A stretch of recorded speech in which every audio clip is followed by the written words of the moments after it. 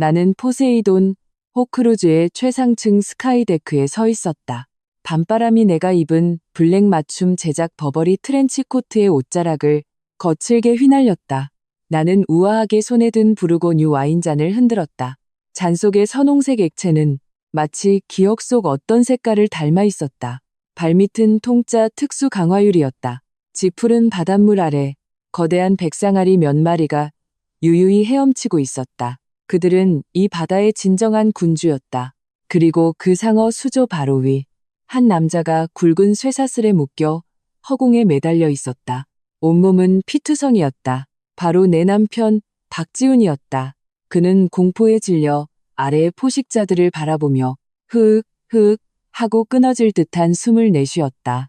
나는 그를 내려다보며 입가에 얼음처럼 차가운 미소를 그렸다. 목소리는 크지 않았지만 마이크를 통해 그의 귀 속에 선명하게 파고들었다. 박 대표님, 그 500cc의 피는 다 갚으셨나요? 말이 끝나기도 전에 기억의 파도가 순식간에 나를 덮쳤다. 시간은 그 지옥 같았던 오후로 거슬러 올라갔다. 서울 강남 세브란스 병원 수술실 밖. 공기 중에는 소독약과 절망이 뒤섞인 역겨운 냄새가 진동했다.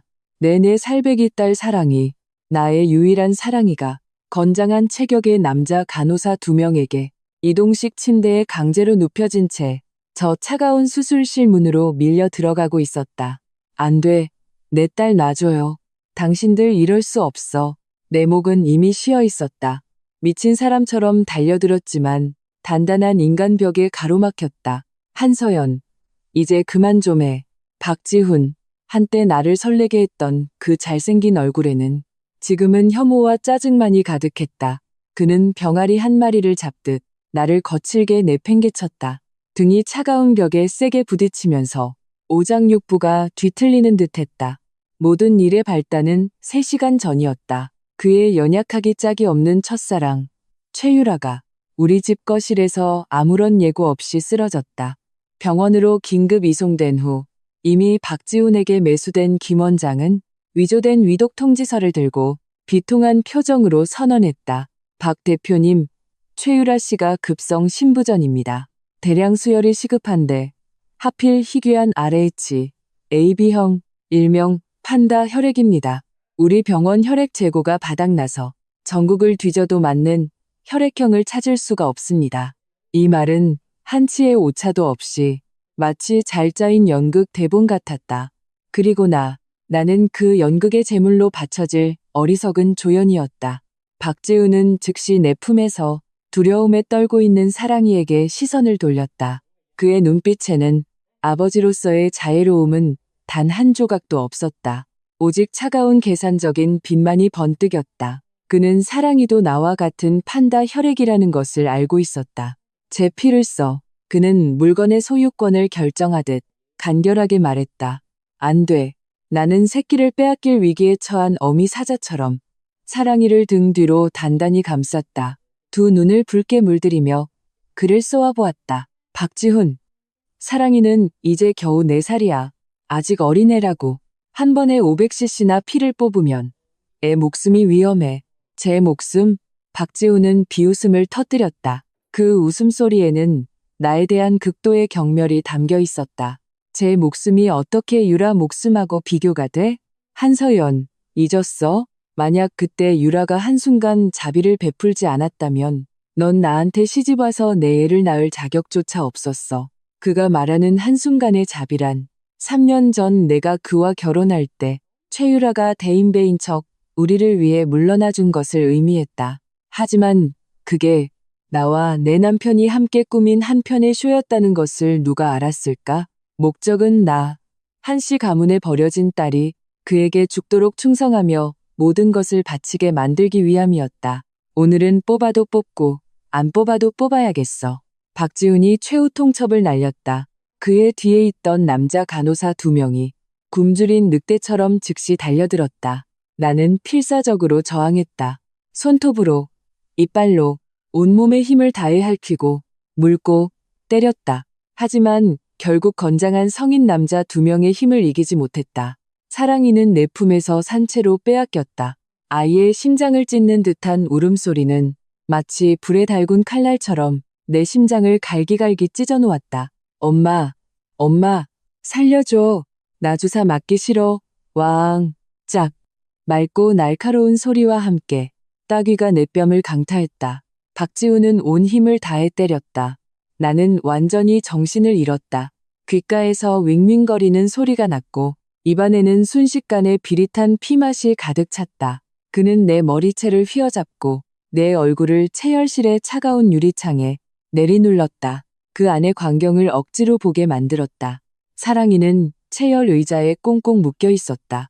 무표정한 간호사가 아이의 손가락보다 굵은 주사바늘을 가녀린 팔에 무자비하게 꽂아 넣고 있었다. 똑똑히 봐, 한서연. 박지훈의 목소리가 내 귓가에 울렸다. 마치 지옥에서 온 악마의 속삭임 같았다. 이게 나한테 거역한 대가야. 오늘은 먼저 500cc만 뽑고 앞으로 유라가 필요할 때마다 와서 또 뽑을 거야. 경고하는데 만약 유라가 조금이라도 잘못되면 내 소중한 딸년을 같이 묻어버릴 줄 알아. 선홍색 피가 투명한 튜브를 따라 콸콸 흘러나와 혈액팩에 모였다. 그리고 내 딸의 얼굴에서는 눈에 보일 정도로 핏기가 사라져갔다.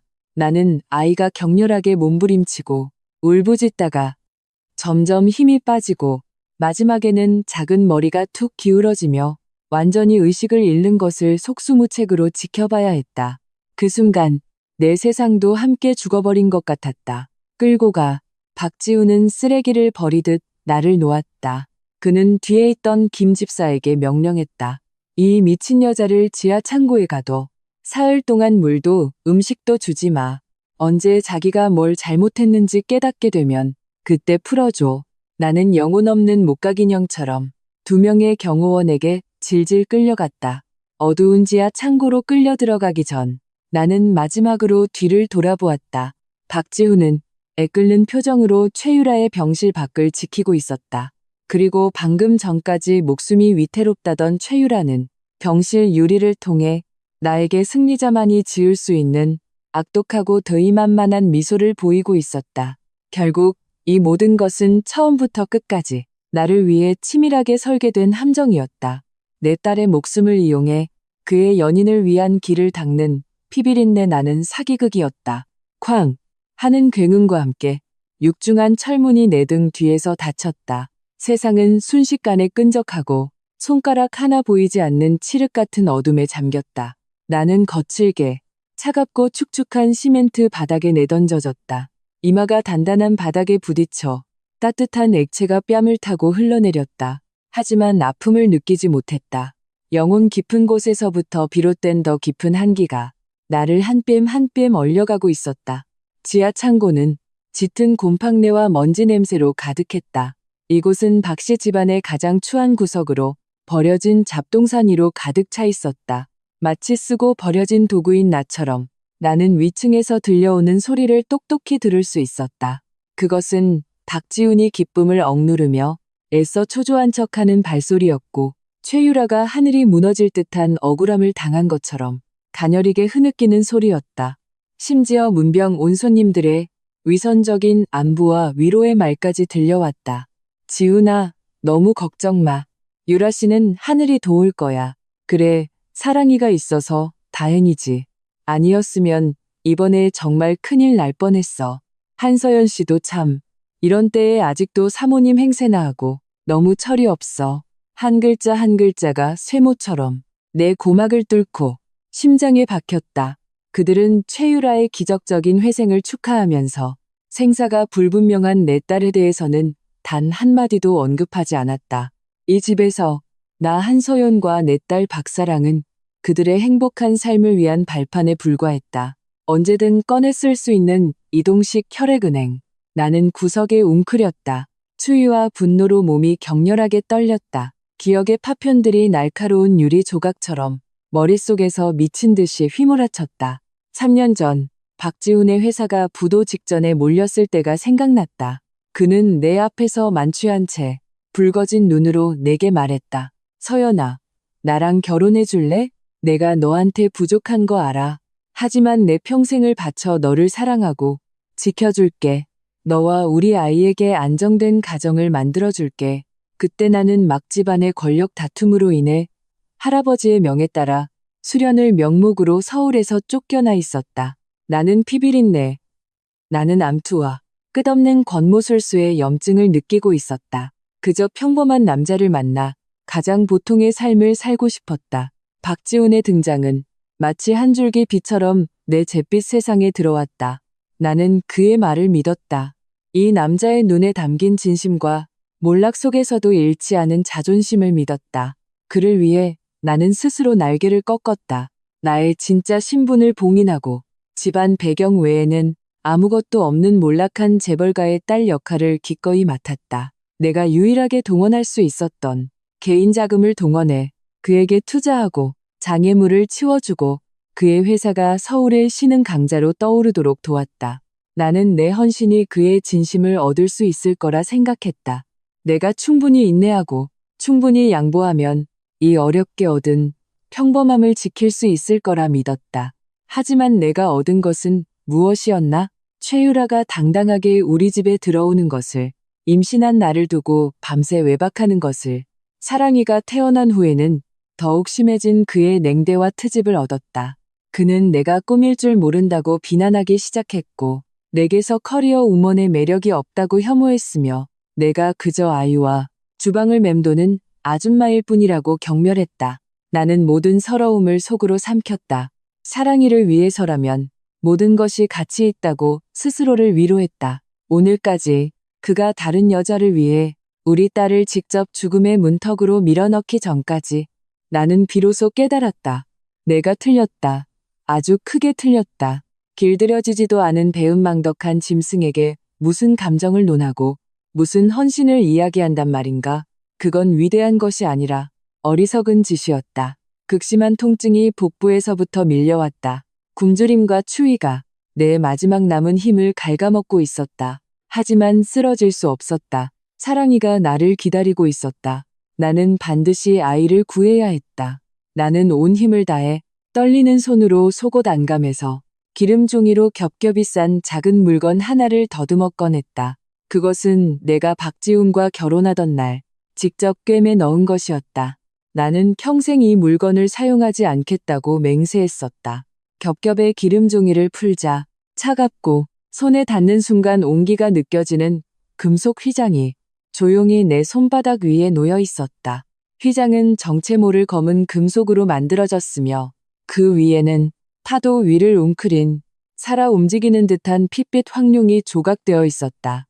용의 눈은 2개의 작은 루비로 박혀 있었는데 어둠 속에서 희미하게 피를 갈망하는 빛을 뿜어냈다. 이것은 황룡회의 최고 신물 혈룡 문장이었다. 이 문장을 보는 것은 곧 황룡회의 주인을 보는 것과 같았다. 나는 더 이상 박지훈의 아내 한서연이 아니었다. 이 순간부터 나는 황룡회의 유일한 후계자, 전 세계 암흑가를 공포에 떨게 했던 혈령쉐인이었다. 이 휘장은 단순히 신분의 상징이 아니었다. 그 내부에는 전 세계 최고 수준의 어떤 신호로도 추적하거나 차단할 수 없는 군용 위성 통신 칩이 내장되어 있었다. 나는 더 이상 망설이지 않고 엄지손가락으로 핏빛 황룡의 눈을 강하게 눌렀다. 벨소리도 대기음도 없었다. 통신은 누르는 순간 즉시 연결되었다. 전화기 저편에서 냉정하고 침착하지만 억누를 수 없는 초조함이 묻어나는 젊은 남성의 목소리가 들려왔다. 누나, 내 남동생 한태준이었다. 외부에는 강남의 그림자로 알려져 있지만 실은 내 손 안에 가장 날카로운 칼이었다. 나야? 내 목소리는 나 자신도 낯설게 느껴질 만큼 평온했다. 마치 방금 병원에서 무너져 울부짖던 여자는 나와 상관없는 환영인 것 같았다. 모든 연약함과 눈물은 딸의 피가 뽑히는 순간 완전히 증발해버렸다. 태준아, 나는 한자 한자 모든 글자에 얼음을 머금고 말했다. 내 그림자들 1팀 데리고 서울 강남 박지훈의 빌라로 와. 위치 보낼게. 나는 잠시 멈췄다가 덧붙였다. 그리고 포세이돈호에 연락해서 선장한테 수조 안에 그 귀한 녀석들 배불리 먹여두라고 해. 곧 식사 시간이 될 테니까. 전화기 저편은 1초간 침묵했다. 이윽고 한태준의 목소리가 순식간에 차가워졌다. 하늘을 찌를 듯한 살기를 담고서 알겠습니다. 15분 후에 제가 직접 문 앞에서 모시겠습니다.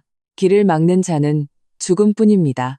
통신을 끊고 나는 그 휘장을 다시 몸에 지녔다. 몸속에서 3년간 잠들어 있던 힘이 깨어나고 있었다. 피가 다시 뜨거워지기 시작했고 모든 세포가 파괴와 복수를 외치고 있었다. 나는 천천히 몸을 일으켜 굳게 닫힌 철문 앞으로 걸어갔다. 나는 더 이상 울부짖지도 문을 두드리지도 않았다. 그저 조용히 기다렸다. 나의 기사가 지옥의 불길을 이끌고 와 나를 가둔 이 감옥을 잿더미로 만들기를.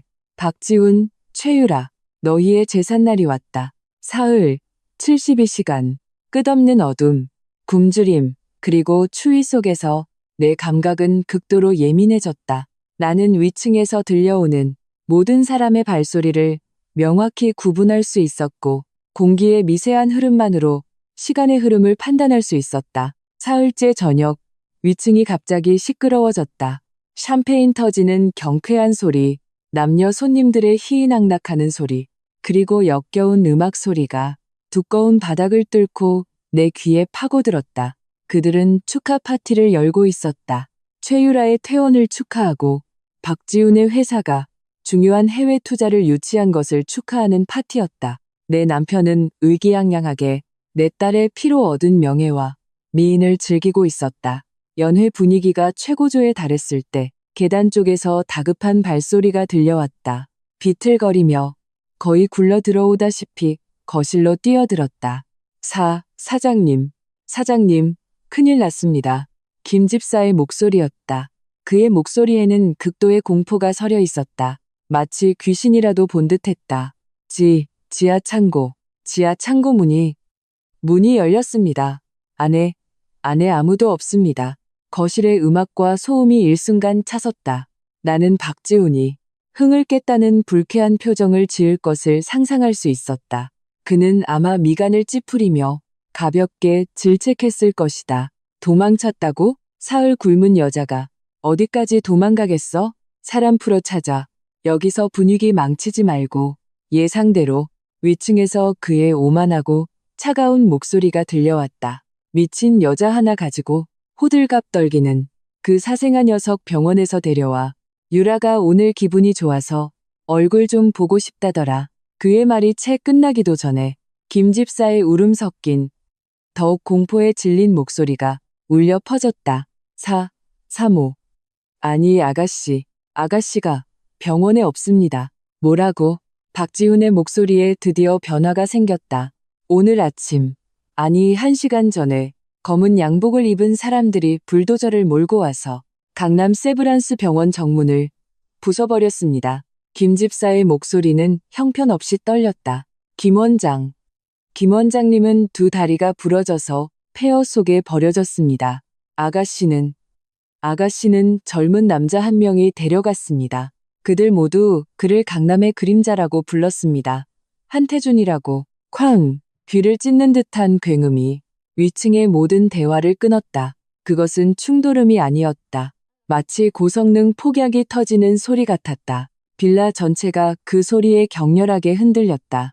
크리스털 샹들리의 조각과 손님들의 비명이 뒤섞여 종말의 교향곡을 연주했다. 나는 지하 창고 입구에 서서 눈앞의 모든 것을 차갑게 바라보았다. 내 앞에 견고했던 철문은 이미 형체도 없이 사라졌다.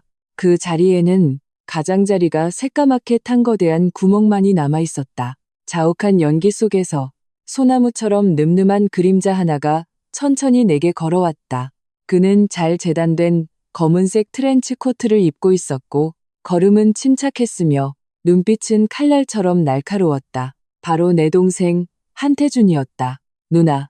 그는 내 앞에 와서 내 이마의 상처와 창백한 얼굴을 보고는 눈에 서렸던 모든 차가운 살기가 순간적으로 하늘을 찌를 듯한 마음 아픔과 분노로 변했다. 제가 늦었습니다. 나는 고개를 저었다. 그를 지나쳐 한 걸음 한 걸음 발밑에 부서진 벽돌을 밟으며 거실로 향하는 계단을 올랐다. 한때 익숙하고 따뜻했던 집은 이제 아수라장이 되어 있었다. 공포에 질린 손님들은 놀란 메추라기 떼처럼 구석에 웅크려 머리를 감싸고 벌벌 떨고 있었다. 박지훈과 최유라는 사람들 한가운데 서서 얼굴에 경악과 분노를 가득 담고 있었다. 한서연, 박지훈은 나를 보자 마치 지옥에서 기어나온 악귀를 본 듯 동공이 급격히 수축했다. 내가 감히 돌아와? 이놈들, 내가 부른 놈들이야? 그는 여전히 자신이 서울의 신흥 강자, 비즈니스 엘리트라는 환상에 빠져 있었다. 눈앞의 모든 것이 내가 부른 삼류 깡패들의 소행이라고 생각하는 듯했다. 나는 그를 무시했다. 내 시선은 천천히 장내를 훑어 마지막으로 박지훈 뒤에 숨어 얼굴에 아직 병적인 홍조를 띠고 있는 최유라에게 다섰다. 사랑이는 어디 있지? 내 목소리는 크지 않았지만 마치 얼음송곳처럼 그 자리에 있던 모든 사람의 고막을 찔렀다. 그 사생아, 최유라는 박지훈이 버티고 있다는 생각에 무심코 비웃으려 입을 열었다. 하지만 그녀의 말이 채 끝나기도 전에 검은 그림자가 스쳐 지나가며 짝 하는 날카로운 소리가 울렸다. 한태준이 움직였다. 그의 속도는 육안으로 거의 포착할 수 없을 만큼 빨랐다. 아무도 그가 어떻게 움직였는지 보지 못했다. 최유라는 깃털처럼 뺨을 맞고 날아가 샴페인 타워를 쓰러뜨렸다. 유리 파편이 낭자한 아수라장 속에서 그녀는 이빨 2개와 섞인 피를 한 입 뱉어냈다. 네가 감히 날 쳐? 최유라는 순식간에 부어오르는 뺨을 감싸쥐고 믿을 수 없다는 듯 소리쳤다. 널 쳐. 한태준은 손을 털었다. 마치 방금 더러운 것을 만졌다는 듯이 그는 천천히 최유라 앞으로 걸어가 거만한 자세로 그녀를 내려다보았다. 눈에는 숨김없는 경멸과 사리가 가득했다. 다시 한번 묻지. 내 조카, 어디 있어? 지훈 씨, 살려줘. 저 사람이 날 죽이려고 해. 최유라는 공포에 질려 박지훈에게 구조를 요청하며 울부짖었다. 박지훈은 마침내 충격에서 벗어났다. 그의 남성으로서의 자존심과 가장으로서의 권위가 전례 없는 도전을 받았다. 그는 이것들이 미쳤나? 하고 소리쳤다. 다 미쳤어. 여봐라. 이 개같은 남녀의 다리를 부러뜨려. 그의 수와 평소 위세를 떨치던 경호원들이 소리를 듣고 즉시 몰려들었다. 그들은 모두 체격이 건장했고 손에는 삼단봉을 들고 있었다. 분명 죽기 직전까지 팰 기세였다. 손님들은 겁에 질려 숨도 제대로 쉬지 못했다. 몇몇은 이미 조용히 휴대폰을 꺼내 경찰에 신고할 준비를 하고 있었다. 하지만 이 20명이 넘는 기세등등한 경호원들을 마주하고도 한태준은 눈꺼풀 하나 까딱하지 않았다. 그의 등 뒤 그림자 속에서 키가 2미터는 좋게 넘어 보이는 철탑처럼 거대한 남자가 천천히 걸어 나왔다. 그 남자의 얼굴에는 흉측한 칼자국이 있었고 눈빛은 텅 비어 있었다. 마치 감정 없는 살인기계 같았다. 불도저. 1분 주지. 한태준이 담담하게 명령했다. 예, 도련님. 불도저라 불리는 남자가 대답하며 움직였다. 그에게는 무기가 없었다. 그의 몸 자체가 가장 무서운 무기였다. 그는 통제불능의 중장비 탱크처럼 경호원들 무리 속으로 돌진했다. 다음 순간 벌어진 광경은 그 자리에 있던 모든 사람에게 평생 잊을 수 없는 기억을 남겼다. 그것은 싸움이 아니었다. 일방적인 학살이었다. 뼈가 부러지는 우드득 소리, 근육이 찢어지는 소리, 그리고 경호원들의 인간의 것이 아닌 처절한 비명이 화려한 거실에 울려 퍼졌다. 불도저의 공격은 모두 단순하고 직접적이며 효율적이었다. 주먹 한 방에 180cm가 넘는 장정의 흉골이 함몰되어 쓰러졌다. 발길질 한 번에 다른 경호원의 무릎이 기괴한 각도로 꺾였다. 30초도 채 되지 않아 20명이 넘는 경호원들이 모두 찢어진 자루처럼 바닥에 널브러져 전투력을 상실했다.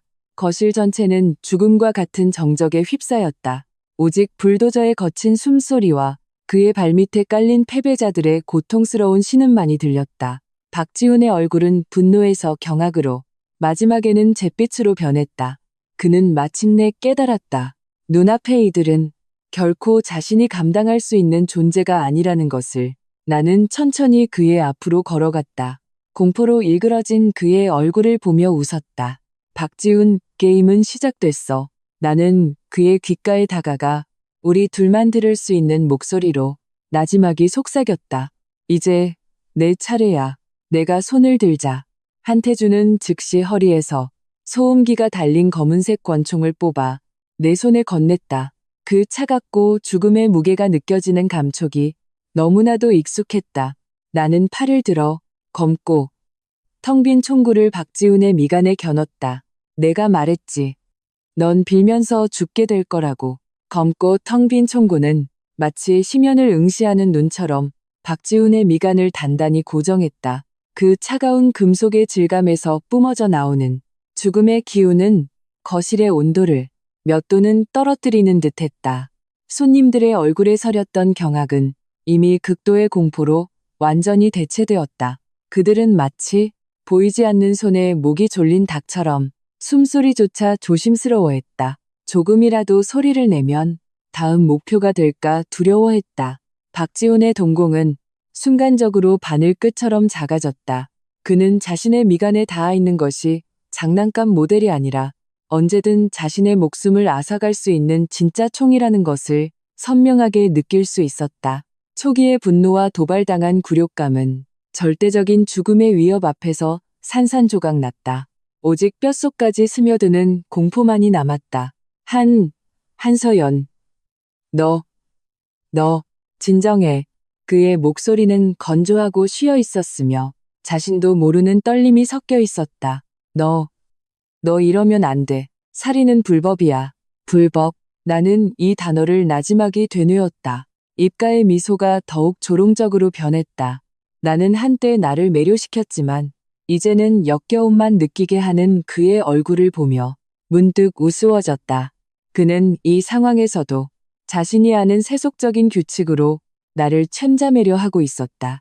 그는 내가 바로 규칙 그 자체라는 것을 전혀 모르고 있었다. 나는 더 이상 그와 실랑이하지 않았다.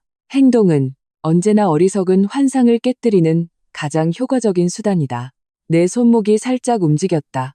총구는 아래로 내려가 그의 발치에 웅크려 있던 방금 극심한 고통에서 겨우 정신을 차린 최유라를 겨눴다. 최유라는 총구가 자신을 향하는 것을 보고 짧은 비명을 지르며 얼굴이 벽지보다 더 하얗게 질렸다. 온몸이 가을바람에 흔들리는 낙엽처럼 떨렸다. 안 돼. 날 쏘지 마. 다 저 사람. 다 박지훈이 시킨 거야. 죽음 앞에서 소위 사랑이라 불리는 것은 너무나도 하찮았다. 그녀는 주저없이 모든 책임을 박지훈에게 떠넘기며 그와의 관계를 끊으려 했다. 박지훈은 믿을 수 없다는 듯 최유라를 바라봤다. 눈에 상처와 분노가 스쳤지만 그보다 더 큰 것은 공포였다. 소음기에 억눌린 총성이 모든 사람의 귓가에 선명하게 터졌다. 나는 최유라를 마치지 않았다. 그 총알은 극도로 교묘한 각도로 그녀의 비싼 맞춤 드레스 자락을 스쳐 지나가 정확하게 그녀 뒤에 있던 티테이블 위에 82년산 샤토 라피트 로칠드 한 병을 박살냈다. 수억 원짜리 와인이 유리 파편과 함께 폭발하며 진홍색 와인이 최유라의 온몸과 얼굴에 튀었다. 그녀는 마치 피 웅덩이에서 기어 나온 듯 엉망진창이었다. 그 진한 와인 향기 속에는 화약 냄새마저 섞여 있는 듯했다. 최유라는 아까보다 더 처절한 비명을 질렀다. 지린내가 나는 액체가 그녀의 몸 아래에서 퍼져나와 순식간에 값비싼 페르시안 카펫을 적셨다. 그녀는 겁에 질려 오줌을 쌌다. 이 갑작스러운 총격은 그 자리에 있던 모든 사람의 마지막 남은 일말의 희망마저 완전히 무너뜨렸다. 이것은 연극이 아니었다. 협박도 아니었다. 이것은 진짜 가차없는 폭력이었다. 박지훈은 온몸이 굳어버렸다. 그는 총알이 공기를 가르며 지나갈 때의 뜨거운 기류를 선명하게 느낄 수 있었다. 이 여자, 그의 앞에서 3년 동안 온갖 수모를 참아온 이 여자가 정말로 총을 쏠 줄은 몰랐다. 나는 천천히 팔을 내리고 권총을 한태준에게 돌려주었다. 그리고 한 걸음 한 걸음 겁에 질려 정신이 나간 최유라에게 다가갔다. 내 하이힐이 와인이 묻은 유리 조각을 밟으며 사각사각 소리를 냈다. 마치 그녀를 위한 죽음의 서곡을 연주하는 것 같았다. 나는 그녀 앞에 가서 몸을 숙였다. 두 손가락으로 혐오스럽다는 듯이 그녀의 와인에 젖은 턱을 들어 올려 억지로 내 눈을 보게 만들었다. 내가 감히 박시성을 써? 내 목소리는 매우 낮았지만 거부할 수 없는 위험이 담겨 있었다. 이 집, 이 성씨, 박지훈이 지금 가진 모든 것을 포함해서 모두 내가 옛날에 그가 불쌍해서 던져준 거야. 나는 손을 놓았다. 그녀의 얼굴이 힘없이 떨어지도록 내버려뒀다. 나는 몸을 일으켜 거만한 자세로 그녀와 이미 바닥에 주저앉은 박지훈을 내려다봤다. 이제 내가 질렸어. 그래서 내가 준 것들을 하나하나 전부 되찾기로 했어. 너 도대체 누구야? 박지훈은 마침내 그가 진작에 물었어야 했지만 오만함 때문에 계속 무시했던 질문을 던졌다. 나는 그에게 대답하지 않았다. 대신 몸을 돌려 거실의 거대한 통유리창 앞으로 걸어갔다. 창밖에 정성껏 가꿔진 정원은 이제 검고 금속의 차가운 빛을 뿜어내는 장갑 SUV들로 가득 차 있었다. 수백 명의 한태준과 같은 제복을 입은 그림자 조직원들이 이미 표준 전술 대형으로 빌라의 모든 구석을 장악하고 있었다. 그들은 조폭이 아니었다. 그들은 훈련받은 어떤 국가의 특수부대와도 견줄 수 있는 사설 무장 집단이었다. 그리고 너희들, 나는 몸을 돌려 거실에서 벌벌 떨고 있는 남녀 한 쌍을 바라보며 나의 첫 번째 판결을 내렸다. 오늘부터 너희는 이 빌라 밖으로 한 발짝도 나갈 자유를 잃게 될 거야. 내가 너희를 죽게 해줄 때까지. 최유라는 이 말을 듣고 정신이 완전히 붕괴되었다. 그녀는 비명을 지르며 눈을 뒤집고 그대로 기절해 버렸다. 그리고 박지훈은 마치 우리의 갇힌 야수처럼 눈의 광기와 불만을 번뜩였다. 그는 비록 나의 무력에 완전히 압도당했지만 그의 마음 깊은 곳에서는 아직 완전히 절망하지 않았다. 그는 내가 의지하는 것이 단지 빛을 보지 못하는 지하 세력일 뿐이라고 생각했다. 비즈니스의 세계, 그가 가장 잘 알고 가장 자신 있는 전장에 서면 그는 여전히 왕이라고 믿었다. 그는 몰래 손을 주머니에 넣어 휴대폰으로 외부의 비서에게 연락하려 했다. 그에게 즉시 회사 자산을 옮기고 모든 자원을 동원하여 이 미친 여자를 상대하라고 명령할 생각이었다. 그의 자만심 가득한 작은 행동을 보며 내 입가의 미소는 더욱 차가워졌다. 박지훈, 내 가장 큰 비극은 내가 곧 발을 들일 곳이 내가 너를 위해 직접 만든 내가 감히 올려다볼 자격조차 없는 사냥터라는 것을 전혀 모른다는 거야. 박지훈의 손가락은 주머니 속에서 빠르게 움직였다. 그의 미세한 동작은 스스로는 은밀하다고 생각했겠지만 이미 내 눈에는 다 들어왔다. 그는 아마도 가장 신뢰하는 비서에게 지시를 보내고 있을 것이다. 내용은 불보듯 뻔했다. 수단과 방법을 가리지 말고 핵심 자산을 이전하라.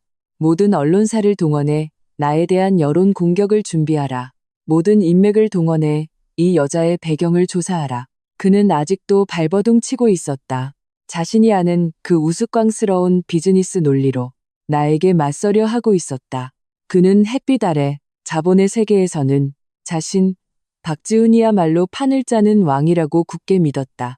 그리고 나는 그저 폭력이나 휘두르는 격이 떨어지는 미친 여자일 뿐이라고.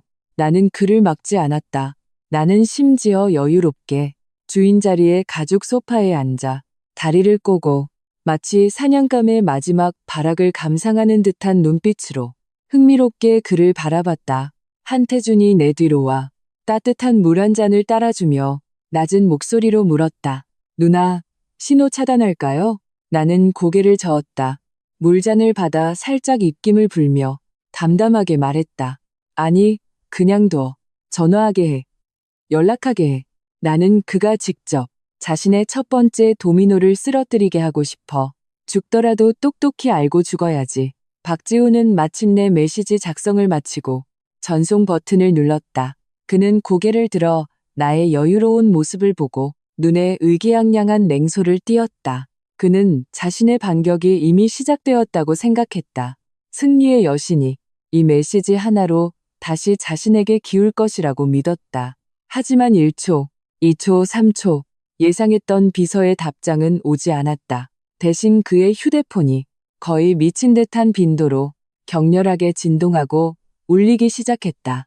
첫 번째로 걸려온 전화는 PJ그룹의 재무이사였다.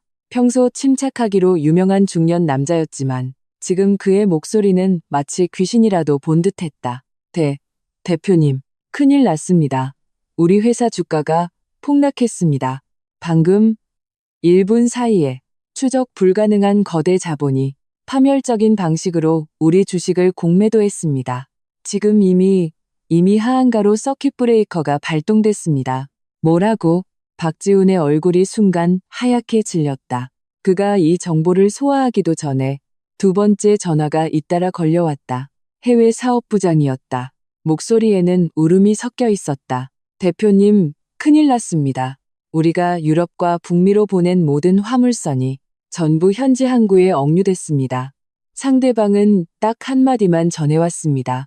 우리가 황룡상의 글로벌 블랙리스트에 올랐다고. 앞으로 우리 PJ그룹 로고가 달린 모든 선박은 전 세계 모든 회원 항구에서 무기한 입항이 거부될 거라고 합니다. 황룡상회. 박지훈은 이 이름을 나지막이 되뇌었다. 전 세계 해운업계에서 천둥처럼 울리지만 또 지극히 신비로운 그 이름. 그의 얼굴에서 마지막 핏기마저 사라졌다. 이어서 세 번째, 네 번째 전화가 마치 저승사자의 부름처럼 연달아 울렸다. 대표님, 우리 은행에서 방금 전화 왔습니다. 우리 회사 신용 등급이 하룻밤 사이에 정크 등급으로 강등됐다고 합니다. 24시간 내에 모든 대출금 총 3,700억 원을 상환하라고 요구했습니다. 그렇지 않으면 법원에 자산 동결과 파산 신청을 하겠다고 합니다. 대표님, 국세청과 검찰 합동 수사팀이 이미 회사에 들이닥쳤습니다. 실명 제보를 받았다면서 역대 가장 강력한 세무조사를 진행하겠다고 합니다. 대표님, 우리 최대 협력업체들이 전부 일방적으로 계약을 파기했습니다. 그리고 즉시 거액의 위약금을 지불하라고 요구하고 있습니다. 모든 전화는 무거운 망치처럼 박지훈의 심장을 헨헨히 내리쳤다. 그가 자랑스러워하던 비즈니스 제국, 그가 수많은 심혈을 기울여 심지어 영혼을 팔아서 세운 PJ그룹이 이 짧은 몇 분 사이에 산산조각 나고 흔들리고 있었다. 그는 휴대폰을 쥔 손이 격렬하게 떨리기 시작했고 마침내 쨍그랑 하는 소리와 함께 휴대폰이 바닥에 떨어져 액정이 박살났다. 그는 완전히 바닥에 주저앉아 눈빛이 흐려지고 입으로는 계속 불가능해. 이건 불가능해. 어떻게 이럴 수가. 라고 중얼거렸다. 거실에 있던 원래는 구경이나 하려던 손님들은 이제 얼굴이 흑빛이 되어 있었다. 그들은 비록 재계의 거물은 아니었지만 방금 전화 내용이 무엇을 의미하는지는 알고 있었다. 그것은 서울에서 가장 핫한 신흥 강자 박지훈이 단 몇 분 사이에 천국에서 지옥으로 떨어졌다는 것을 의미했다. 그리고 이 모든 것을 일으킨 장본인은 주인 자리에 앉아 여유롭게 따뜻한 물 한 잔을 마시고 있었다. 나는 물잔을 내려놓고 천천히 일어나 박지훈 앞으로 걸어갔다. 한태준은 즉시 태블릿 PC를 내게 건넸다. 나는 실시간 감시 화면 하나를 켜고 그 태블릿 화면을 거실의 거대한 LCD TV에 미러링했다. 화면에는 PJ그룹 본사의 트레이딩 룸이 나타났다. 한때 분주하고 질서정연했던 돈과 권력의 신장부였던 곳이 이제는 혼란 그 자체였다. 수많은 트레이더들이 폭포처럼 쏟아져 내리는 주가 K차트 그래프를 멍하니 바라보며 얼굴에 절망을 가득 담고 있었다. 나는 다른 화면으로 전환했다. 그것은 글로벌 해운 실시간 모니터링 시스템이었다.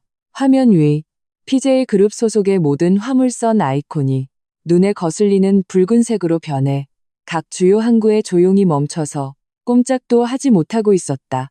그리고 화면 오른쪽 상단에는 핏빛 황룡 문장이 거부할 수 없는 위험을 뿜어내고 있었다.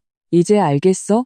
나는 거만한 자세로 이미 넋이 나간 박지훈을 내려다보며 한치의 온도도 없는 차가운 목소리로 말했다.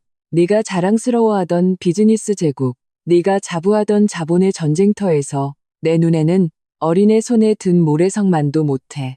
내가 무너지라고 하면 그건 반드시 무너져야 해. 그는 멍하니 고개를 들었다. 한때 오만과 자신감으로 가득 찼던 그 두 눈에는 이제 끝없는 공포와 믿을 수 없다는 표정만이 남아있었다. 그는 나를 뚫어져라 쳐다보고 다시 화면 위에 그 핏빛 황룡 문장을 보았다. 그의 영혼마저 떨리게 하는 추측이 점점 그의 머릿속에 떠올랐다. 너는 황룡의 사람이야? 그는 온 힘을 다해 이 몇 글자를 이 사이로 쥐어짰다. 나는 대답하지 않았다. 그저 천천히 품에서 그 핏빛 황룡 문장을 꺼내 그의 앞에서 가볍게 흔들었다. 그 순간 박지훈의 눈에 남아있던 마지막 빗줄기가 완전히 꺼져버렸다. 그는 자신이 끝났다는 것을 알았다. 그가 건드린 것은 결코 자신이 맞설 수 있는 상대가 아니었다. 그것은 세계 질서를 뒤엎을 수 있는 거대한 존재였다. 그의 모든 자부심, 모든 자신감은 이 순간 산산조각 났다. 박지훈의 비즈니스 제국은 그의 눈앞에서 가장 화려하고도 가장 잔인한 방식으로 굉음을 내며 무너져 내렸다.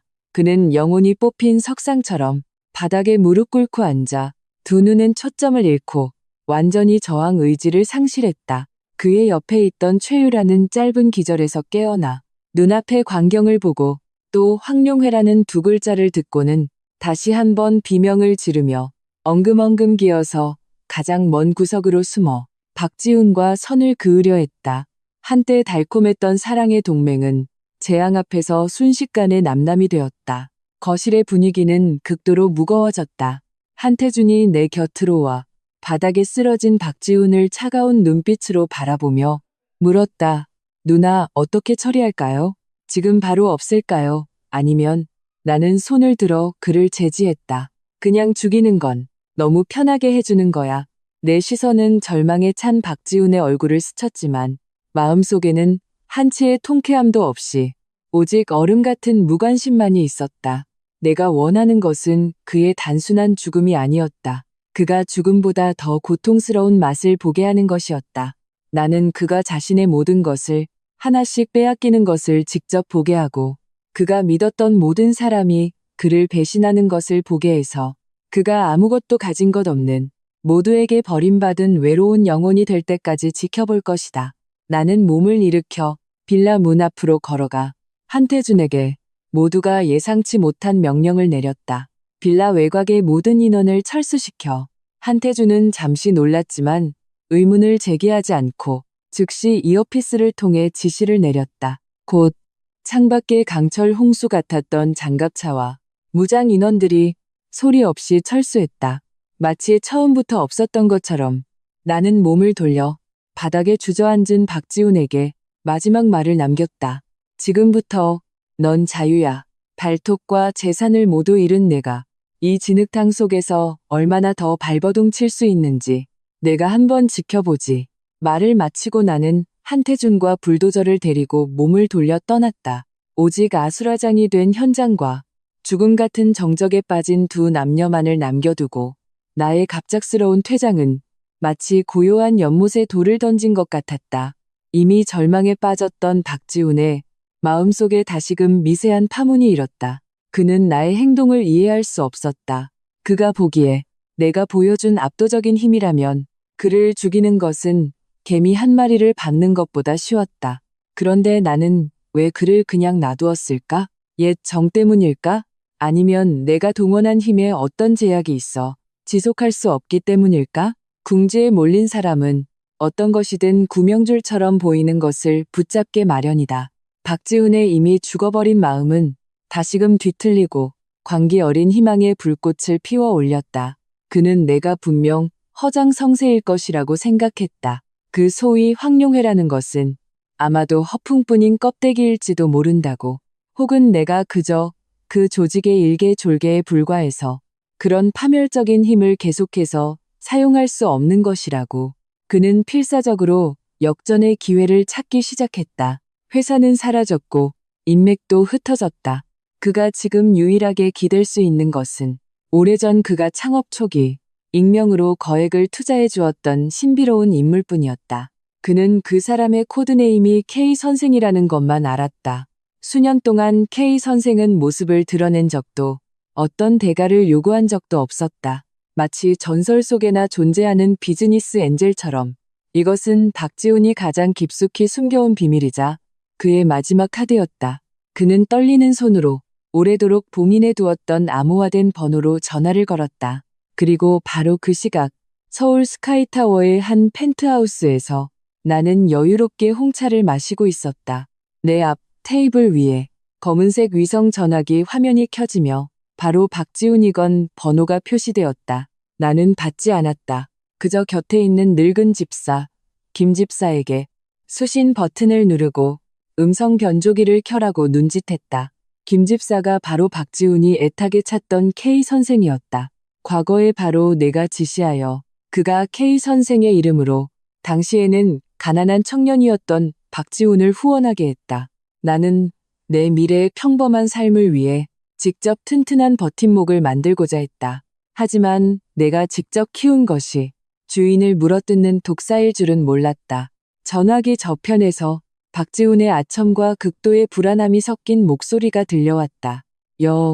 여보세요. K 선생님이십니까? 저 박지훈입니다.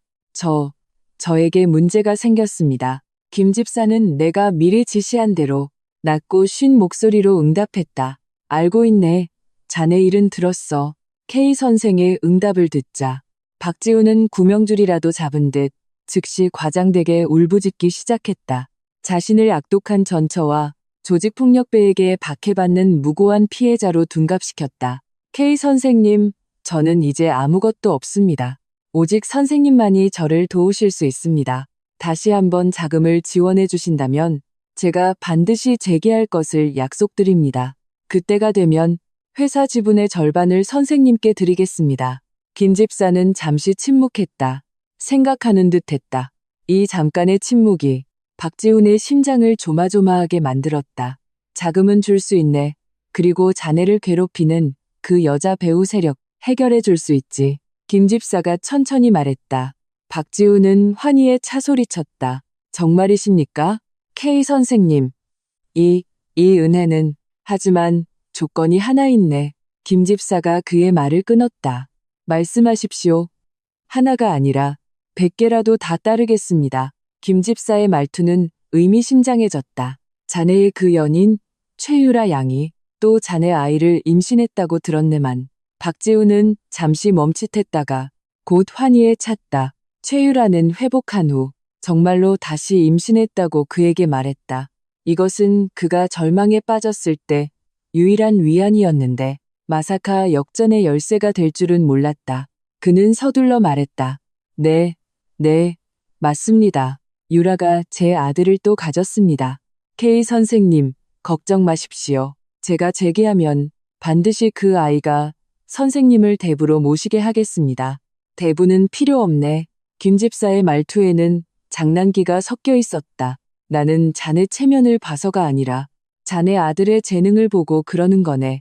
나에게는 비밀스러운 연구 프로젝트가 있는데 유전적으로 우수한 후손을 찾고 있네. 이렇게 하지. 자네의 그 최유라 양에게 계약서에 서명하게 해. 그녀 뱃속 아이의 미래 양육권을 내게 담보로 맡기는 걸로. 그 대가로 나는 자네에게 재기자금을 줄 뿐만 아니라 모든 장애물을 치워주겠네. 이 조건은 말할 수 없이 황당하고 굴욕적이었다. 하지만 이미 눈이 뒤집힌 도박꾼에게는 아직 태어나지도 않은 아이는커녕 자기 영혼이라도 팔 수 있었다. 박지훈은 거의 망설임 없이 단번에 승낙했다. 문제 없습니다. K 선생님, 바로 서명하게 하겠습니다. 담보는 물론이고 지금 당장 선생님께 드려도 좋습니다. 전화가 끊겼다. 김 집사는 헤드셋을 벗고 내게 공손히 허리를 숙였다. 아가씨, 물고기가 미끼를 물었습니다.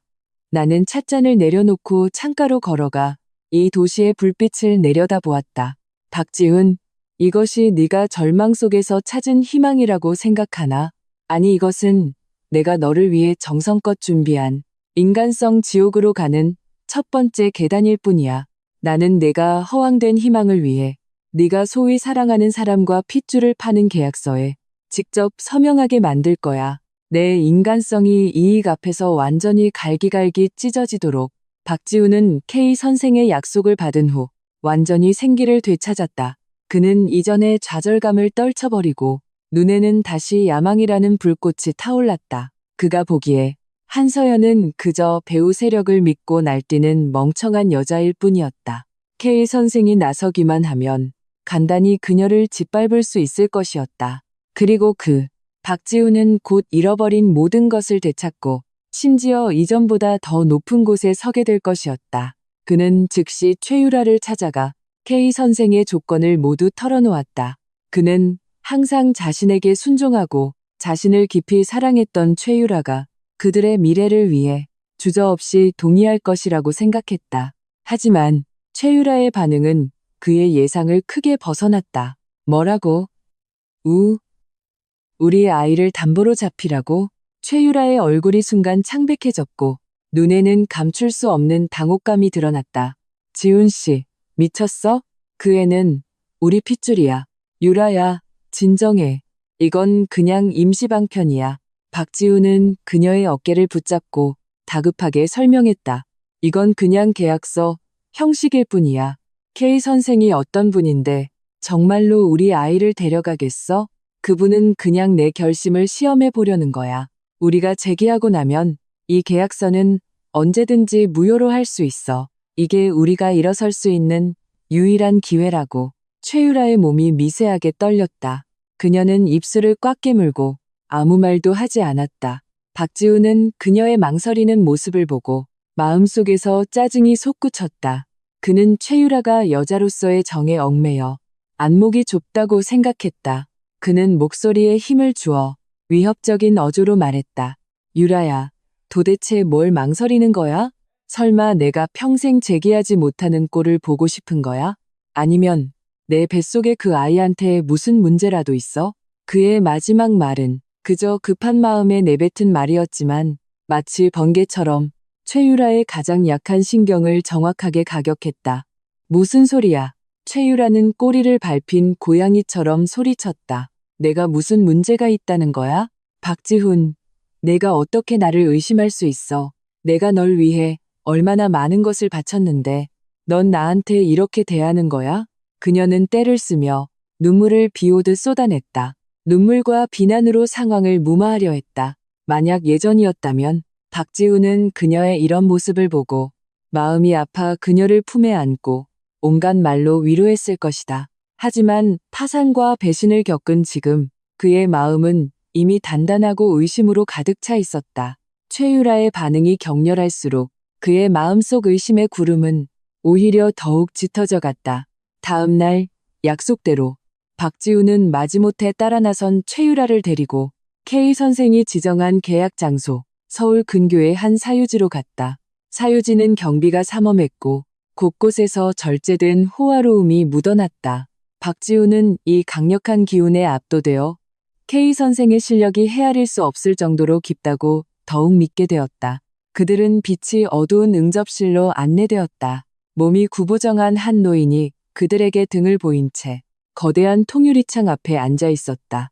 바로 음성 변조를 한 김 집사가 K 선생의 대리인 역할을 하고 있었다. 그리고 나는 병풍 뒤에 숨어 이 모든 것을 차갑게 지켜보고 있었다. K 선생님, 박지훈이 공손하게 입을 열었다. 계약서는 준비되었습니다. 김 집사의 쉰 목소리가 울려 퍼졌다. 그는 몸을 돌리지 않았다. 하지만 계약하기 전에 담보물의 품질을 확인하기 위해 최유라 양이 먼저 출산 전 친자 확인 검사를 받아야겠네. 뭐라고요? 최유라가 다시 소리쳤다. 그녀는 맹렬히 박지훈을 돌아봤다. 지훈 씨, 들었어? 이건 나를 모욕하는 거야. 그리고 당신도 모욕하는 거라고. 박지훈도 이 요구가 좀 과하다고 생각했지만 그는 K 선생의 비위를 거스를 용기가 없었다. 그는 억지로 그녀를 설득할 수밖에 없었다. 유라야, 이건 그냥 절차일 뿐이야. 우리가 협조하면 돼. 안 가. 죽어도 안 가. 박지훈. 만약 날 억지로 보내려 한다면 나 지금 당신 앞에서 죽어버릴 거야. 눈앞의 이소란을 보며 내 입가의 냉소는 더욱 짙어졌다. 때가 되었다. 나는 병풍 뒤에서 천천히 걸어 나왔다. 가면을 쓰지 않고 내 본래의 모습 그대로 그들 앞에 나타났다. 검사할 필요 없어. 내가 담담하게 입을 열었다. 목소리는 크지 않았지만 마치 거대한 폭탄처럼 응접실에 터졌다. 박지훈과 최유라는 나를 본 순간 마치 귀신이라도 본 듯한 표정을 지었다. 한서연, 네가 왜? 박지훈은 나를 가리키며 얼굴에 경악과 의문을 가득 담고 있었다. 내가 어떻게 여기에? 최유라는 더욱 겁에 질려 온몸이 힘이 빠져 거의 서 있지도 못할 지경이었다. 나는 그들의 충격에 아랑곳하지 않고 그저 서류 한 부를 그들 앞에 티테이블 위에 가볍게 던졌다. 그 서류는 최유라가 강남 세브란스 병원에 입원했을 때 내가 이미 한태준을 시켜 그녀가 남긴 혈액 샘플과 박지훈의 유전자 샘플로 급하게 만들어 온 것이었다. 내 뱃속 아이한테 문제가 있는지 없는지 알고 싶어? 나는 최유라 앞으로 걸어가 거만한 자세로 그녀의 핏기 없는 얼굴을 내려다보며 한자 한자 또박또박 말했다. 이 DNA 감정 보고서가 답을 알려줄 거야. 박지훈은 무언가 깨달은 듯했다. 그의 몸이 격렬하게 떨리기 시작했다. 그는 미친 사람처럼 달려들어 그 서류를 집어들고 떨리는 손으로 펼쳤다. 그는 복잡한 유전자 서열 비교는 보지 않고 곧장 마지막 페이지로 넘겼다. 그 위에는 굵은 검은색 글씨로 선명하게 결론이 적혀 있었다. DNA 유전 표지 분석 결과 박지훈은 태아의 생물학적 아버지에서 제외됨. 친자 관계 확률 0%. 이 몇 개의 차가운 숫자는 무자비한 쇠망치처럼 박지훈의 세계를 완전히 박살냈다. 그는 줄곧 최유라 뱃속의 아이가 자신의 재기를 위한 희망이자 핏줄의 연장이라고 믿었다. 그는 이 소위 아들을 위해 자신의 친딸 사랑이를 지옥으로 밀어넣는 것도 서슴지 않았다. 하지만 지금 이 보고서는 가장 과학적이고 가장 잔인한 방식으로 그에게 말하고 있었다. 박지훈은 처음부터 끝까지 그저 남의 아이를 키워준 비참하고 우스꽝스러운 바보였을 뿐이라고. 아니야. 불가능해. 이건 가짜야. 이건 분명 네가 위조한 거야. 그는 야수 같은 포효를 내지르며 그 보고서를 갈기갈기 찢어버렸다. 한서연. 이 독한 년. 이런 저급한 수법으로 나와 유라 사이를 이간질하려는 거지. 난 내 속임수에 넘어가지 않아. 그는 입으로는 그렇게 말했지만 그의 시선은 이미 잿빛이 된 최유라에게 단단히 고정되어 있었다. 그리고 나는 그저 차갑게 그를 바라볼 뿐이었다. 마치 어릿광대의 독백을 감상하는 것처럼. 박지훈, 이건 아직 시작에 불과해. 정말로 너를 만곡불복의 나락으로 떨어뜨릴 심판은 이제 막 시작됐을 뿐이야. 유라야, 저 여자한테 말해줘. 저 천한 년한테 이 보고서가 가짜라고 말해줘. 박지훈은 통제불능의 야수처럼 최유라의 어깨를 붙잡고 미친 듯이 흔들었다. 그녀에게서 자신이 원하는 답을 얻으려 했다. 그의 두 눈은 핏발이 서 있었고 그 흉측한 모습은 평소의 온화하고 신사적인 모습과는 거리가 멀었다. 최유라는 그에게 흔들려 어지러웠고 얼굴은 종이처럼 창백했다. 그녀는 박지훈의 광기 어린 눈을 보고 또 한쪽에 서서 마치 한편의 좋은 구경거리를 감상하는 듯한 냉담한 표정의 나를 보았다. 그녀는 모든 것이 끝났다는 것을 알았다. 모든 거짓말, 모든 위장이 이 순간 갈기갈기 찢겨나갔다. 한 여자가 자신의 마지막 버팀목마저 무너져 내리려 할 때 그녀는 함께 파멸을 선택하거나 아니면 가장 악독한 원망을 터뜨리게 된다.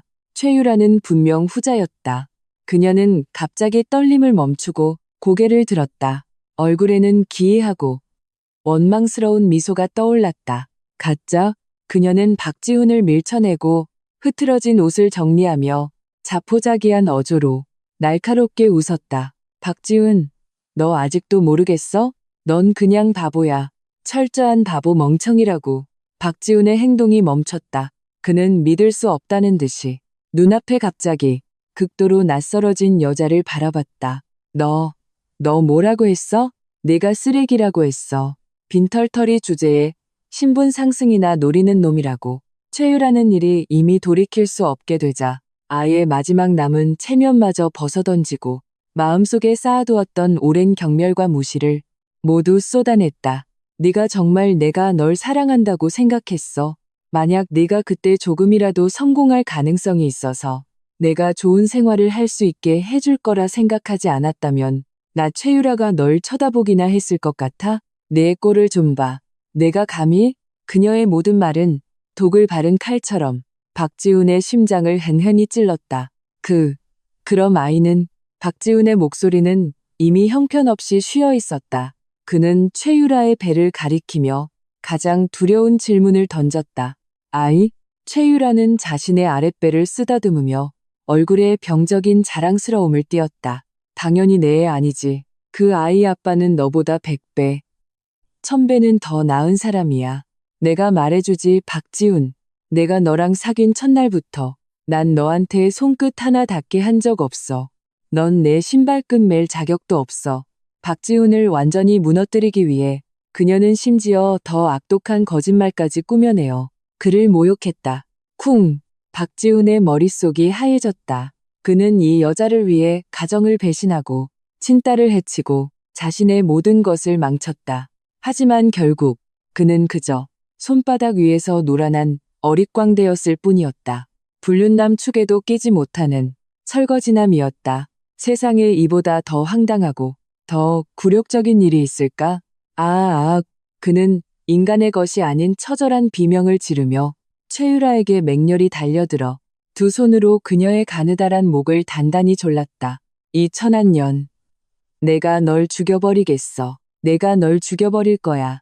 최유라는 그에게 목이 졸려 숨을 쉴 수 없게 되자 얼굴이 순식간에 돼지간 색깔로 변했다. 두 손은 헛되이 그의 몸을 핥히었다.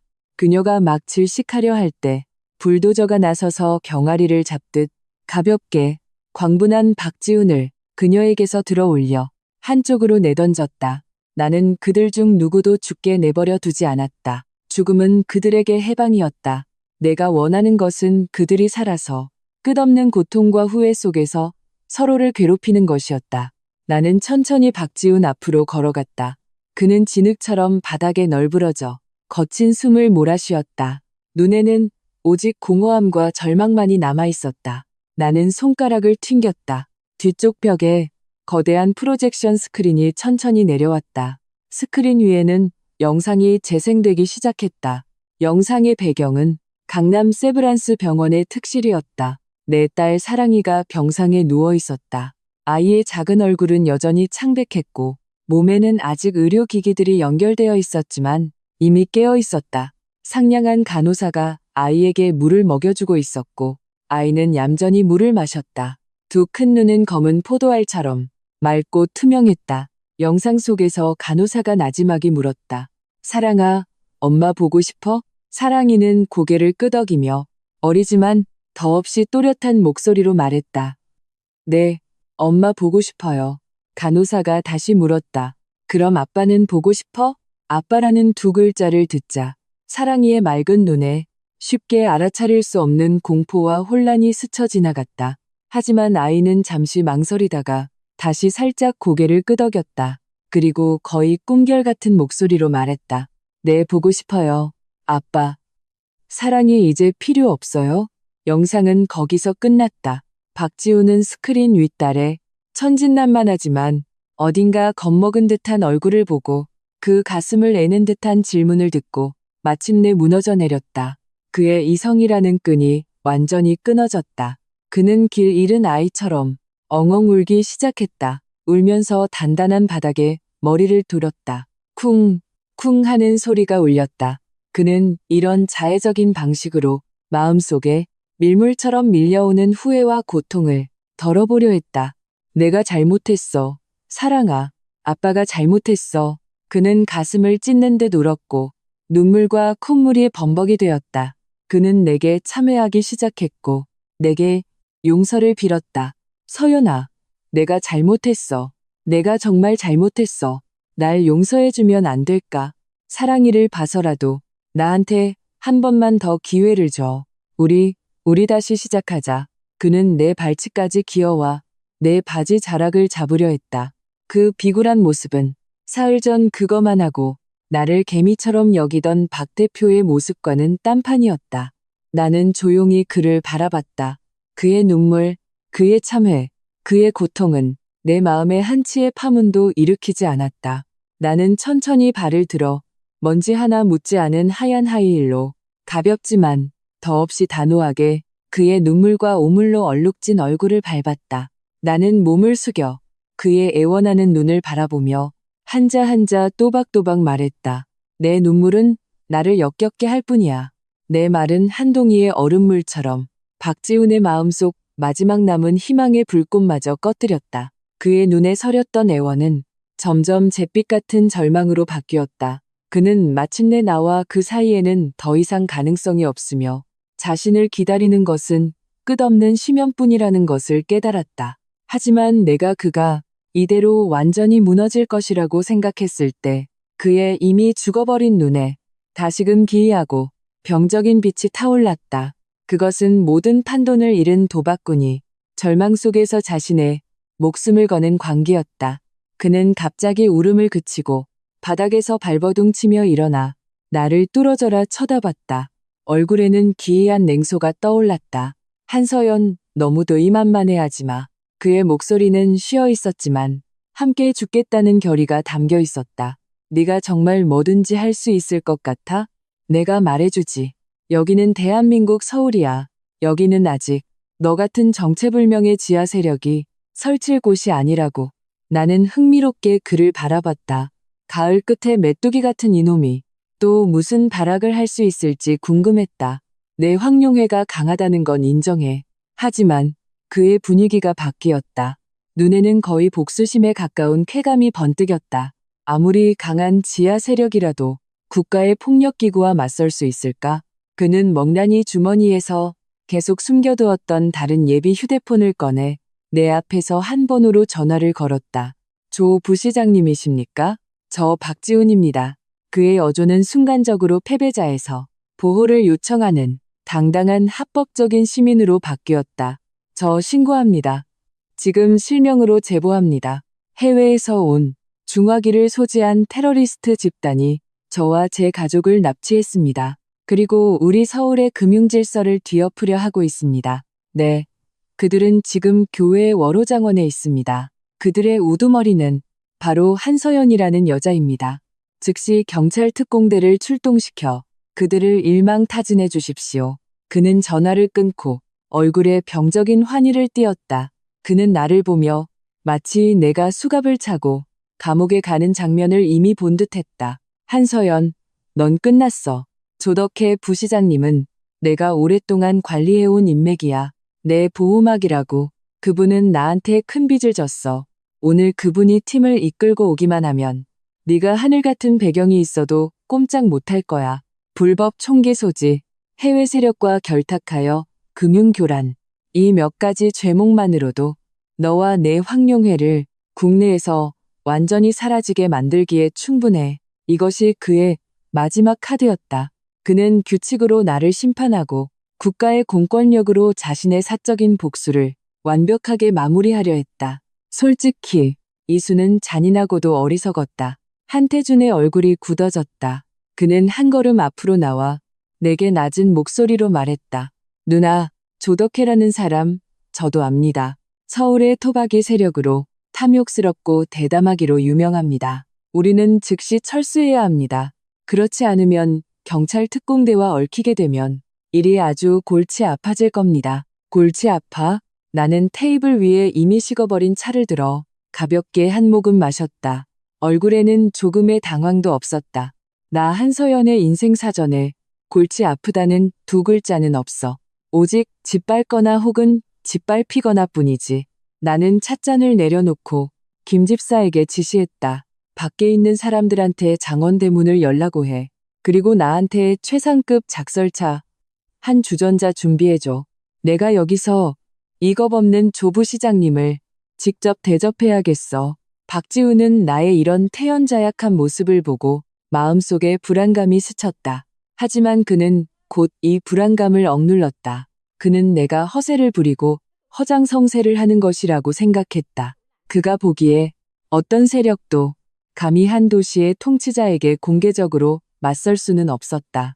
20분도 채 되지 않아 장원 밖에서 멀리서부터 가까워지는 날카로운 사이렌 소리가 울렸다.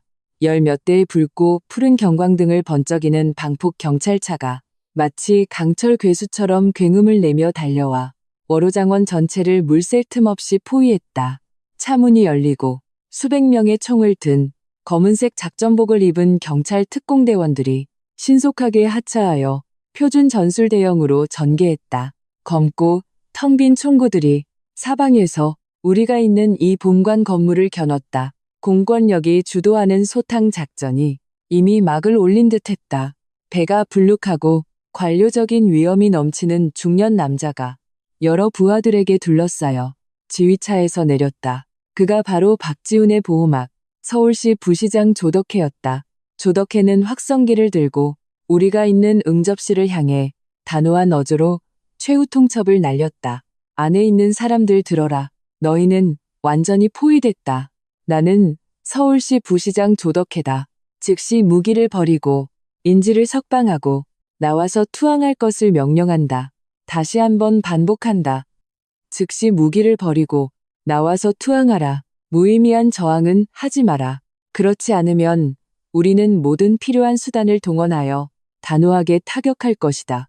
그의 목소리는 우렁차고 위엄이 있었으며 장원 상공에 메아리 쳤다. 박지훈은 이 목소리를 듣고 완전히 흥분했다. 그는 나를 가리키며 큰 소리로 웃었다. 한서연, 들었어. 내 제삿날이 왔다고. 하하하하. 그리고 나는 그저 조용히 제자리에 앉아 김 집사가 방금 나를 위해 우려낸 그 작설차를 들어 마음을 편안하게 하는 차 향기를 맡았다. 그리고 나는 고개를 들어 창밖에 그 위세를 떨치는 조덕혜를 바라봤다. 입가에 차갑고 어딘가 연민이 섞인 미소가 떠올랐다. 우리 집안의 규칙으로 나를 심판하겠다고? 조덕혜, 너 따위가 감히 창밖에 수백 개의 검고 텅 빈 총구와 조덕혜의 스스로 모든 것을 통제하고 있다고 믿는 최후 통첩에도 불구하고 내가 있는 응접실의 분위기는 기묘하게 평온했다. 한태주는 심지어 게으르게 귀를 후비며 내게 불평했다. 누나, 어디서 날아온 파리가 윙윙거리는데 머리가 아프네요. 제가 나가서 저놈 좀 잡아드릴까요? 닭 잡는데 소 잡는 칼을 쓸 필요 있겠어? 나는 차를 한 모금 마셨다. 뜨거운 찬물이 목구멍을 타고 내려가며 따뜻함을 가져다 주었다. 나는 찻잔을 내려놓고 천천히 일어나 거대한 통유리창 앞으로 걸어갔다. 창밖에 그 관료적인 위엄을 뽐내는 조덕혜와 멀리서 마주보았다. 박지훈은 내가 조금의 공포도 없이 오히려 이렇게 여유로운 것을 보고 마음속 불안감이 더욱 강해졌다. 하지만 그는 여전히 이를 악물고 자신을 격려했다. 그는 한서연이 분명히 태어난 척하는 것이라고 굳게 믿었다. 절대적인 국가기구 앞에서는 어떤 개인이나 조직도 사마귀가 수레를 막는 격에 불과하다고. 조덕혜는 아내 사람들이 아무런 반응이 없자 자신의 권위가 도전받았다고 느끼고 얼굴이 굳어지며 다시 확성기를 들었다. 어조가 더욱 엄격해졌다. 다시 한번 경고한다. 완강히 저항하면 죽음뿐이다. 너희에게 마지막 3분의 시간을 주겠다. 3분 후에도 투항하지 않으면 경찰 특공대가 강제 진압에 들어갈 것이다. 모든 결과는 너희가 책임져야 한다. 그는 말하며 옆에 있는 특공대장에게 눈짓을 했다. 그 대장은 즉시 알아듣고 이어피스의 지시를 내렸다. 저격수, 위치로, 1조, 창문 파괴 준비, B조, 돌입 준비, 내 명령을 기다려. 분위기는 순간적으로 극도로 긴장되었다. 피비린내 나는 충돌이 일촉즉발인 듯했다. 하지만 이 일촉즉발의 순간에 사이렌 소리보다 더 났지만 거대한 압박감을 동반한 굉음이 먼 하늘에서 들려왔다. 그 소리는 멀리서부터 가까워지며 빠르게 장원상공 전체를 뒤덮었다. 그것은 일반 여객기의 소리가 아니었다. 무겁고 밀집된 금속이 공기를 찢는 독특한 포효였다. 그 자리에 있던 모든 사람, 훈련받은 특공대원들까지도 무심코 고개를 들었다. 칠흑 같은 밤하늘에 10개의 거대한 검은 점이 놀라운 속도로 장원을 향해 날아오고 있었다. 그것들이 가까워졌을 때 모든 사람이 숨을 들이켰다. 그것들은 일반 헬리콥터가 아니었다. 기체에 흉측한 상어 도색이 된 AH-64 아파치 공격 헬리콥터 10대였다. 날개 아래에 매달린 미사일과 기수 아래의 체인건이 탐조 등 불빛에 차갑고 치명적인 빛을 번뜩였다. 모든 헬리콥터 기체에는 내 휘장과 똑같은 핏빛 황룡 문양이 새겨져 있었다. 이게 뭐야? 조덕혜의 손에 있던 확성기가 쿵 소리를 내며 바닥에 떨어졌다. 그의 옆에 있던 특공대장은 더욱 얼굴이 창백해지며 더듬거리며 말했다. 조 부시장님, 이건 황룡의 특수항공대의 표식입니다. 그 전설 속에 그의 말이 채 끝나기도 전에 10대의 공격 헬리콥터는 이미 장원상공에서 호버링을 완료했다. 기수 아래의 기관포가 일제히 지상의 경찰 특공대를 향했다. 그 소리 없는 위협은 어떤 말보다 더 강력한 살상력을 지니고 있었다. 지상의 특공대원들은 순간적으로 죽음과 같은 정적에 빠졌다. 그들의 손에 든 총은 이 전쟁 기계들 앞에서 우스꽝스러운 장난감처럼 보였다. 차가운 땀이 그들의 작전복을 적셨다. 하지만 이것이 끝이 아니었다. 묵직한 자동차 엔진 소리가 장원의 정문에서 들려왔다. 모든 경찰차가 마치 모세의 기적처럼 자기도 모르게 양쪽으로 물러나 길을 터주었다. 검은색 서울 1가 1 번호판을 단 제네시스 지구식 방탄차가 천천히 그러나 거부할 수 없는 위험을 띠고 포위망의 중심으로 들어왔다. 그 번호판을 본 순간 조덕혜의 몸은 마치 벼락을 맞은 것처럼 격렬하게 떨렸다. 그의 얼굴에 서렸던 관료적 위엄과 오만함이 순간적으로 굳어지고 그 후 눈에 띄게 경악과 공포로 바뀌었다. 그의 두 다리가 힘이 풀려 거의 그 자리에서 무릎을 꿇을 뻔했다. 차문이 열리고 인민복 스타일의 정장을 입은 비록 머리카락은 희끗했지만 정신은 죄버하고 눈빛은 매처럼 날카로운 노인이 어깨에 장성 계급장을 단 2명의 경호원의 호위를 받으며 천천히 걸어 내려왔다. 그가 바로 내 할아버지 한강민이었다. 황룡회의 창시자, 발 한 번 구르면 전 세계 경제를 뒤흔들 수 있는 전설적인 인물. 할아버지 곁에는 당황한 표정에 양복을 입은 중년 남자가 따라오고 있었다. 그는 바로 서울이 속한 수도권 전체의 최고 지도자, 경기도지사였다. 도지사는 빠른 걸음으로 조덕혜 앞으로 걸어가 아무런 말 없이 손을 들어 극도로 날카로운 소리를 내며 그의 뺨을狠狠히 때렸다. 조덕혜, 이 눈먼 놈아. 도지사는 화가 나서 온몸을 떨며 조덕혜의 코를 가리키며 욕을 퍼부었다. 네가 지금 누굴 포위하고 있는지 알아? 내가 지금 누굴 향해 총을 겨누고 있는지 아느냐고? 이분은 한 회장님이시다. 그리고 저분은 한 회장님의 친손녀, 황룡회의 미래 주인이시다. 네가 우리 수도권 전체를 내 제사상에 올리고 싶은 거냐? 조덕혜는 이 따귀에 제자리에서 반 바퀴를 돌았고 귀는 윙윙거렸다. 뺨은 불타는 듯이 아팠지만 그는 느끼지 못했다. 그의 뇌는 이미 완전히 멈춰버렸다. 한 회장님, 황룡회 주인, 이 몇 글자가 마치 하늘의 벼락처럼 그의 영혼을 산산조각냈다. 그는 마침내 자신이 건드린 것이 해외 세력이 아니라 이 나라, 나아가 이 세계의 최정점에 있는 존재라는 것을 깨달았다. 그가 보기에 하늘이었던 것이 다른 사람 눈에는 바닥 타일 한 장만도 못했던 것이다. 할아버지는 이미 겁에 질려 넋이 나간 조덕혜는 쳐다보지도 않고 인파를 뚫고 곧장 내게로 걸어왔다. 원래는 기세등등하게 총구를 내게 겨누던 특공대원들은 이제 모두 마법에 걸린 듯 그 자리에서 꼼짝도 하지 못했다. 할아버지가 내 앞에 와서 세상의 모든 풍파를 겪은 그 두 눈에 자애로움과 쉽게 알아차릴 수 없는 미안함을 담고 말했다. 서연아, 내 강아지. 그는 한때 세계를 뒤흔들었던 굳은 살이 박인 손을 들어 내 어깨를 가볍게 두드렸다. 이 할아비가 늦었구나. 고생 많았다. 할아버지, 나는 나지막이 불렀다. 마음속 마지막 남은 한 줄기 그늘마저 이 부름과 함께 사라졌다. 이 세상에서 내가 어떤 모습이 되든 내가 무슨 짓을 하든 언제나 한 사람은 무조건적으로 내 뒤에 서서 나를 위해 하늘을 받쳐줄 것이다. 이 갑작스러운 장면은 박지훈과 조덕혜의 심리적 방어선을 완전히 무너뜨렸다. 박지훈은 바닥에 주저앉아 멍하니 나를 바라봤다. 내 곁에 할아버지를, 하늘에 떠있는 공격 헬리콥터를 바라봤다. 그는 마침내 내가 이전에 말했던 모든 것이 협박도 과시도 아니었음을 깨달았다. 그는 마침내 우리 사이의 격차가 단순히 돈이나 지위로 측정할 수 있는 것이 아니라는 것을 깨달았다. 그것은 생명의 차원 차이, 반딧불과 밝은 달의 차이였다. 그리고 조덕혜는 마치 마지막 구명줄이라도 잡은 듯 엉금엉금 기어서 할아버지 앞에 무릎을 꿇고 미친 듯이 머리를 조아리며 용서를 빌었다. 한 회장님, 제가 잘못했습니다. 제가 정말 잘못했습니다. 제가 탐욕에 눈이 멀었습니다. 제가 박지훈 저놈한테 속았습니다. 저는 몰랐습니다. 정말로 회장님 손녀이신 줄은 몰랐습니다. 할아버지는 그제야 시선을 이미 얼굴이 흑빛이 된 조덕혜에게 돌렸다.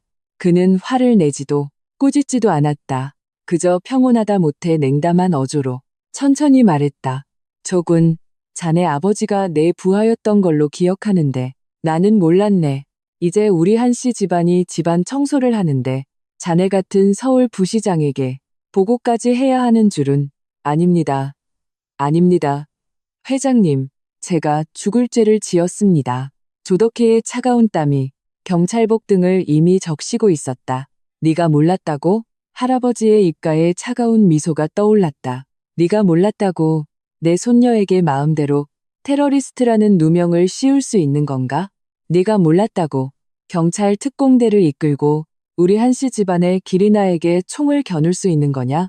그는 내 곁에 한태준을 가리키며 계속 말했다. 내 못난 손자. 한태준은 육군 707 특수임무단 총교관 1세. 그의 수하인 이 그림자 부대는 내부 코드네임이고 우리 한씨 집안이 전 세계적으로 국가를 도와 일부 특수임무를 수행하는 비편제 전력이지. 오늘 그들이 여기에 있는 것은 확실히 훈련 중이었네. 훈련 내용은 바로 상업 기밀을 훔치고 해외 세력과 결탁하여 국가 경제 안보를 위협하려 한 반역자를 처리하는 것이었지. 할아버지의 시선은 마침내 완전히 멍해진 박지훈에게 잦았다. 그리고 그 반역자가 누구인지는 조군, 할아버지의 어조가 갑자기 차가워졌다. 자네가 나보다 더 잘 알겠지? 털썩. 조덕혜는 더 이상 버티지 못하고 완전히 바닥에 주저앉았다. 그는 자신이 끝났다는 것을 알았다. 그는 오늘 국가의 공권력으로 자신을 산산조각 낼 수 있는 철판에 부딪혔다. 정치, 생명, 재산, 목숨이 모두 이 순간 마침표를 찍게 될 것이었다. 나는 눈앞에 이 황당한 장면을 보며 마음속에 더 이상 파문이 일지 않았다. 이것이 나의 진짜 치트키였다. 그것은 단순한 부도, 단순한 폭력도 아니었다. 그것은 규칙을 재정의하고 심지어 규칙을 무시할 수 있는 절대적인 권력이었다. 박지훈, 조덕혜, 그들은 스스로를 기수라고 생각했지만 그들이 있는 체스판 자체가 우리 집안의 것이라는 것을 몰랐다. 나는 천천히 박지훈 앞으로 걸어가 그의 이미 완전히 영혼을 잃은 얼굴을 바라봤다. 이제 알겠어? 그는 대답하지 않았다. 그저 목구멍에서 흐흐 하는 마치 낡은 풀무 같은 웃음소리를 냈다. 웃다가 눈물과 콧물이 얼굴에 범벅이 되었다. 그는 미치지 않았다. 하지만 그는 미친 것보다 더 비참했다. 왜냐하면 그는 극도로 맑은 정신으로 자신의 세계가 한 뼘 한 뼘 완전히 파괴되는 것을 지켜봤기 때문이다. 그는 척추를 뽑힌 개처럼 내 발치까지 기어와 마지막으로 온 힘을 다해 내 바지 자락을 잡았다. 사랑이는 아빠가 없으면 안 돼. 그는 자신이 생각할 수 있는 유일한 카드로 마지막 애원을 하고 있었다. 사랑이라는 이름을 듣자 내 마음 가장 부드러운 곳이 다시 한번 찔리는 듯했다. 나는 몸을 숙여 그의 비참한 얼굴을 바라보며 차갑게 말했다. 사랑이는 나 하나면 충분해. 사랑하는 엄마가 있고 사랑하는 외삼촌이 있고 사랑하는 증조 할아버지가 있어. 황룡회 전체가 아이의 버팀목이 되어줄 거야. 그리고 나는 몸을 일으켰다. 눈에 남아있던 마지막 연민마저 사라졌다. 내가 그렇게 피 뽑는 걸 좋아하고 남의 목숨으로 내 부귀 영화를 사는 걸 좋아한다면 너한테 가장 어울리는 곳으로 가야지. 나는 한태준에게 눈짓을 했다. 한태준은 즉시 알아듣고 손을 한번 휘두르자 그림자 대원 2명이 앞으로 나와 이미 겁에 질려 기절한 최유라, 그리고 처음부터 끝까지 구석에서 잊혔던 운전기사까지 죽은 개를 끌듯 모두 포장하여 미리 준비된 컨테이너에 던져 넣었다. 그들의 다음 목적지는 공해 위에 법과 인간성이 존재하지 않는 진공지대 포세이돈 호가 될 것이다. 그곳에서 그들을 위해 맞춤 제작된 심판이 곧 시작될 것이다. 조덕혜에 대한 처리는 소리 없이 그러나 천둥처럼 신속하게 이루어졌다. 할아버지는 한마디 더 하지 않고 전화 한 통만 걸었다.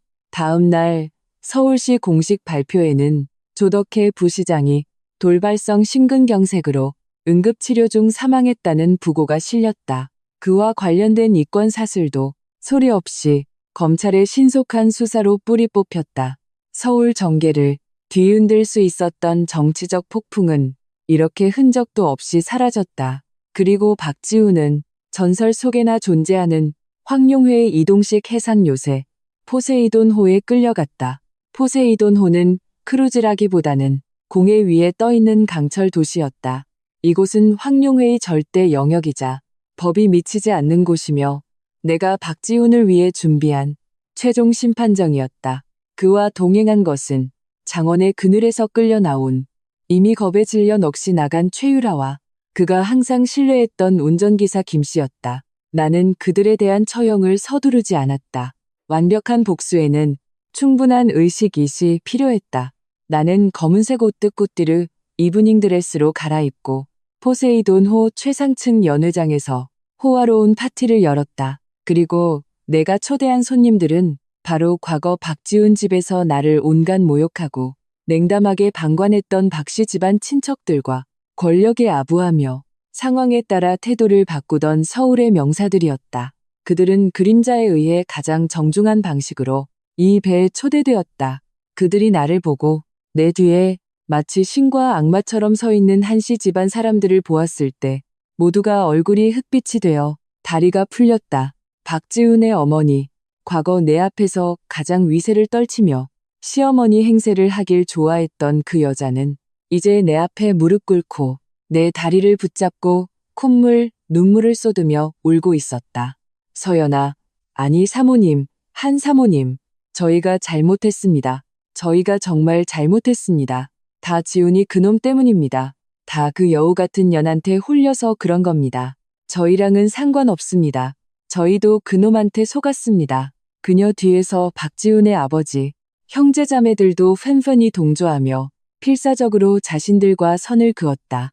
마치 그들이야말로 가장 무고한 피해자인 것처럼 나는 조용히 주인 자리 소파에 앉아 그들의 위선적인 얼굴들을 보며 그저 우스울 뿐이었다. 나는 말없이 손가락을 튕겼다. 연회장의 거대한 홀로그램 스크린이 켜지며 내가 이미 수집해둔 증거 영상들이 재생되기 시작했다. 박지훈 어머니가 고스톱판에서 아무렇지 않게 친구들에게 우리 아들은 능력이 좋아서 집에 본쳐두고 밖에 첩두는 거지라고 자랑하는 녹음 파일. 박지훈 아버지가 룸살롱에서 도우미를 껴안고 그 여우 같은 년이 들어와서 내 큰손주 낳아주면 한서연, 그 알 못 낳는 암탉은 쫓겨나야지라고 허풍 떠는 영상. 그리고 그의 형제자매들이 가족 단톡방에서 가장 악독한 말로 나를 조롱하고 음해하며 박지훈이 나와 이혼한 후 어떻게 재산을 나눌지 논의하는 대화 기록까지 하나하나 빼도 박도 못할 증거들이었다. 나는 그들의 무고한 피해자라는 위선적인 가면을 모든 사람 앞에서 갈기갈기 찢어버렸다. 연회장 전체는 죽음과 같은 정적에 휩싸였다. 오직 그들의 거친 공포에 찬 숨소리만이 들렸다. 이제 나는 천천히 일어섰다. 목소리는 마치 빙하에서 뽑아낸 칼날 같았다. 아직도 당신들이 무고하다고 생각하나? 아무도 감히 입을 열지 못했다. 내가 오늘 당신들을 부른 건 용서를 빌라고 부른 게 아니야. 내 목소리는 최종 판결 같았다. 나는 당신들에게 통보하러 왔어. 오늘부터 당신들 명의로 된 모든 PJ그룹을 통해 얻은 부당이득, 부동산, 예금, 주식을 포함해서 모두 몰수하여 내 딸 사랑이의 이름을 딴 사랑이 수호 천사재단에 기부할 거야. 학대받는 아동들을 돕는데 전문적으로 사용될 거야. 당신들의 더러운 돈으로 깨끗한 일을 하는 셈이니 당신들이 저지른 죄를 아주 조금이나마 씻는 거라고 생각해. 그리고 당신들은 나는 잠시 멈췄다. 그들의 공포로 일그러진 얼굴을 보며 천천히 그들에 대한 최종 처벌을 내뱉었다. 당신들은 항상 서울이 너무 작아서 당신들 같은 큰 인물을 담기에는 부족하다고 생각했지. 이제 내가 당신들 소원을 들어주지.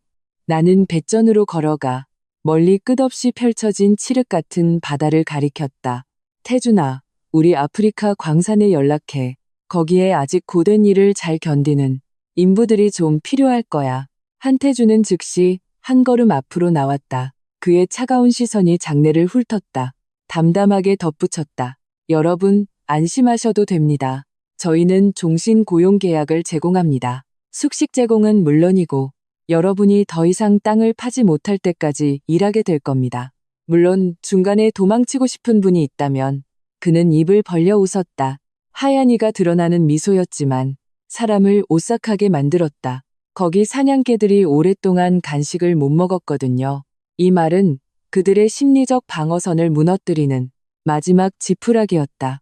박지훈 어머니는 그 자리에서 비명을 지르며 입에 거품을 물고 기절했다. 박지훈 아버지는 바닥에 주저앉아 늙은 눈물을 흘리며 인과응보다 인과응보야 라고 중얼거렸다. 다른 박씨 집안 사람들은 더욱 처절하게 울부짖으며 추태를 부렸다. 나는 더 이상 그들을 쳐다보지도 않고 몸을 돌려 연회장을 나갔다. 이런 잔챙이들에 대한 청사는 전체 요리에 불과했다. 진짜 메인 요리는 이제 막 서빙되기 시작했다. 나는 홍채와 유전자 인증이 필요한 여러 겹의 합금 게이트를 지나 이 배의 심장부, 심연의 프리즘 수중 감옥에 도착했다. 이곳이 바로 내가 박지훈을 위해 준비한 마지막 무대였다. 심연의 프리즘 수중 감옥은 포세이돈호의 가장 핵심적이고 신비로운 구역이었다. 전체 공간은 거대한 원통형이었고 사방의 벽은 수십일만 미터의 해류를 시뮬레이션할 수 있는 유령 같은 푸른 빛의 액체 금속으로 이루어져 심장을 오싹하게 하는 차가운 빛을 발산했다. 감옥 중앙에는 수많은 정밀 센서와 생명 유지장치 파이프로 연결된 금속 구속대가 있었다. 박지훈, 최유라, 그리고 운전기사 김씨는 마치 해부를 기다리는 세 개의 표본처럼 그 위에 단단히 고정되어 있었다. 그들은 초기의 붕괴와 공포에서 어느 정도 정신을 차렸지만 눈빛은 마비되고 공허해져 있었다. 나는 두꺼운 단방향 방탄유리 너머 주 제어실에서 그들을 차갑게 지켜보고 있었다. 내 앞에는 거대한 홀로그램 프로젝션 스크린들이 줄지어 있었고 그 위에는 내가 그들을 위해 준비한 연극이 실시간으로 상영되고 있었다. 나는 통화 버튼을 눌렀다. 내 목소리가 수중 감옥의 스피커 시스템을 통해 아무런 감정 없이 선명하게 울려 퍼졌다. 박지훈, 내가 준비한 마지막 선물을 체험하기 전에 먼저 몇 가지 좋은 구경거리를 보여주고 싶어. 내가 손을 휘두르자 첫 번째 스크린이 켜졌다. 화면에는 PJ그룹의 본사 건물이 나타났다. 한때 그것은 그가 자랑스러워하던 비즈니스 제국의 심장이었다. 하지만 지금 건물 앞은 아수라장이었다. 밀린 임금을 받지 못한 수많은 직원들, 일방적으로 계약을 파기당한 협력업체들, 그리고 소문을 듣고 몰려온 기자들이 건물을 물샐 틈 없이 포위하고 있었다. 분노의 구호 소리가 사방에서 울려 퍼졌다. 이어서 화면이 전환되고 PJ그룹의 주식 거래 창이 나타났다. 내가 직접 지옥으로 떨어뜨렸던 그 K차트 그래프는 이제 더 거대하고 더 탐욕스러운 헤지펀드에 의해 거의 모욕적인 방식으로 최후의 포식을 당하고 있었다. 기억나? 네가 계속 도움을 청하려 했던 K 선생 말이야. 내가 담담하게 말했다. 지금 그가 직접 나서서 너를 위한 마지막 진홍곡을 연주하고 있어. 박지훈의 몸이 미세하게 떨리기 시작했다. 두 번째 스크린이 켜졌다. 화면에는 그의 고향에 있는 부모님과 방금 내가 운명을 선고한 친척들이 있었다. 그들은 검은 양복을 입은 변호사와 회계사들에게 문 앞에서 가로막혀 있었다. 그들이 지난 몇 년간 박지훈의 지위를 이용해 부당하게 재산을 축적한 모든 증거가 그들 앞에 놓여 있었다. 그들의 부동산은 압류되고 계좌는 동결되었다. 하룻밤 사이에 모두가 부러워하던 부자 친척에서 빚더미에 앉은 길거리 쥐 신세가 되었다. 내가 가장 중요하게 생각했던 게 내 가족 아니었어? 내가 가문을 빚냈다고 생각하지 않았나? 내 목소리는 수술용 칼처럼 정확하게 그의 내면 가장 위선적인 구석을 갈랐다. 이제 네가 직접 내 가족 전체를 지옥으로 끌고 들어간 거야. 박지훈의 호흡이 가빠지기 시작했다. 마지막으로 세 번째 스크린이 켜졌다. 화면에는 이미 건강을 회복한 사랑이가 있었다. 아이는 햇살 가득한 정원에 앉아 자상한 심리치료사와 함께 게임을 하고 있었다. 아이의 얼굴에는 아직 병후의 창백함이 남아 있었지만 오랜만에 보는 환한 미소가 있었다. 봐, 얼마나 사랑스러워. 내 목소리에 처음으로 온기가 실렸다. 하지만 그 온기는 그에게 시베리아의 혹한보다 더 뼈아팠다. 아이는 점점 좋아지고 있어. 눈부신 미래를 갖게 될 거야. 그리고 그 미래에는 더 이상 너처럼 더럽고 아이를 심연으로 끌어들이려 했던 소위 아버지는 없을 거야. 박지훈은 마침내 이 정신적인 능지처참을 견디지 못하고 인간의 것이 아닌 야수 같은 포효를 내질렀다. 그는 필사적으로 발버둥치며 구속을 벗어나려 하고 눈앞의 모든 것을 파괴하려 했지만 모두 헛수고였다. 나는 그의 완전히 무너진 모습을 보고 때가 되었다고 생각했다. 이제 너희 차례야. 나는 곁에 있는 기술자에게 명령했다. 시작해. 내 명령과 함께 수중 감옥의 바닥, 외부 바다와 연결된 거대한 수문이 천천히 열렸다. 차갑고 심해 특유의 압력과 짠내를 동반한 바닷물이 사방에서 밀려 들어오기 시작했다. 수중 감옥 아래는 바로 그 백상아리들이 헤엄치는 해역이었다. 기억나? 너희는 사랑의 피를 500cc 뽑았지.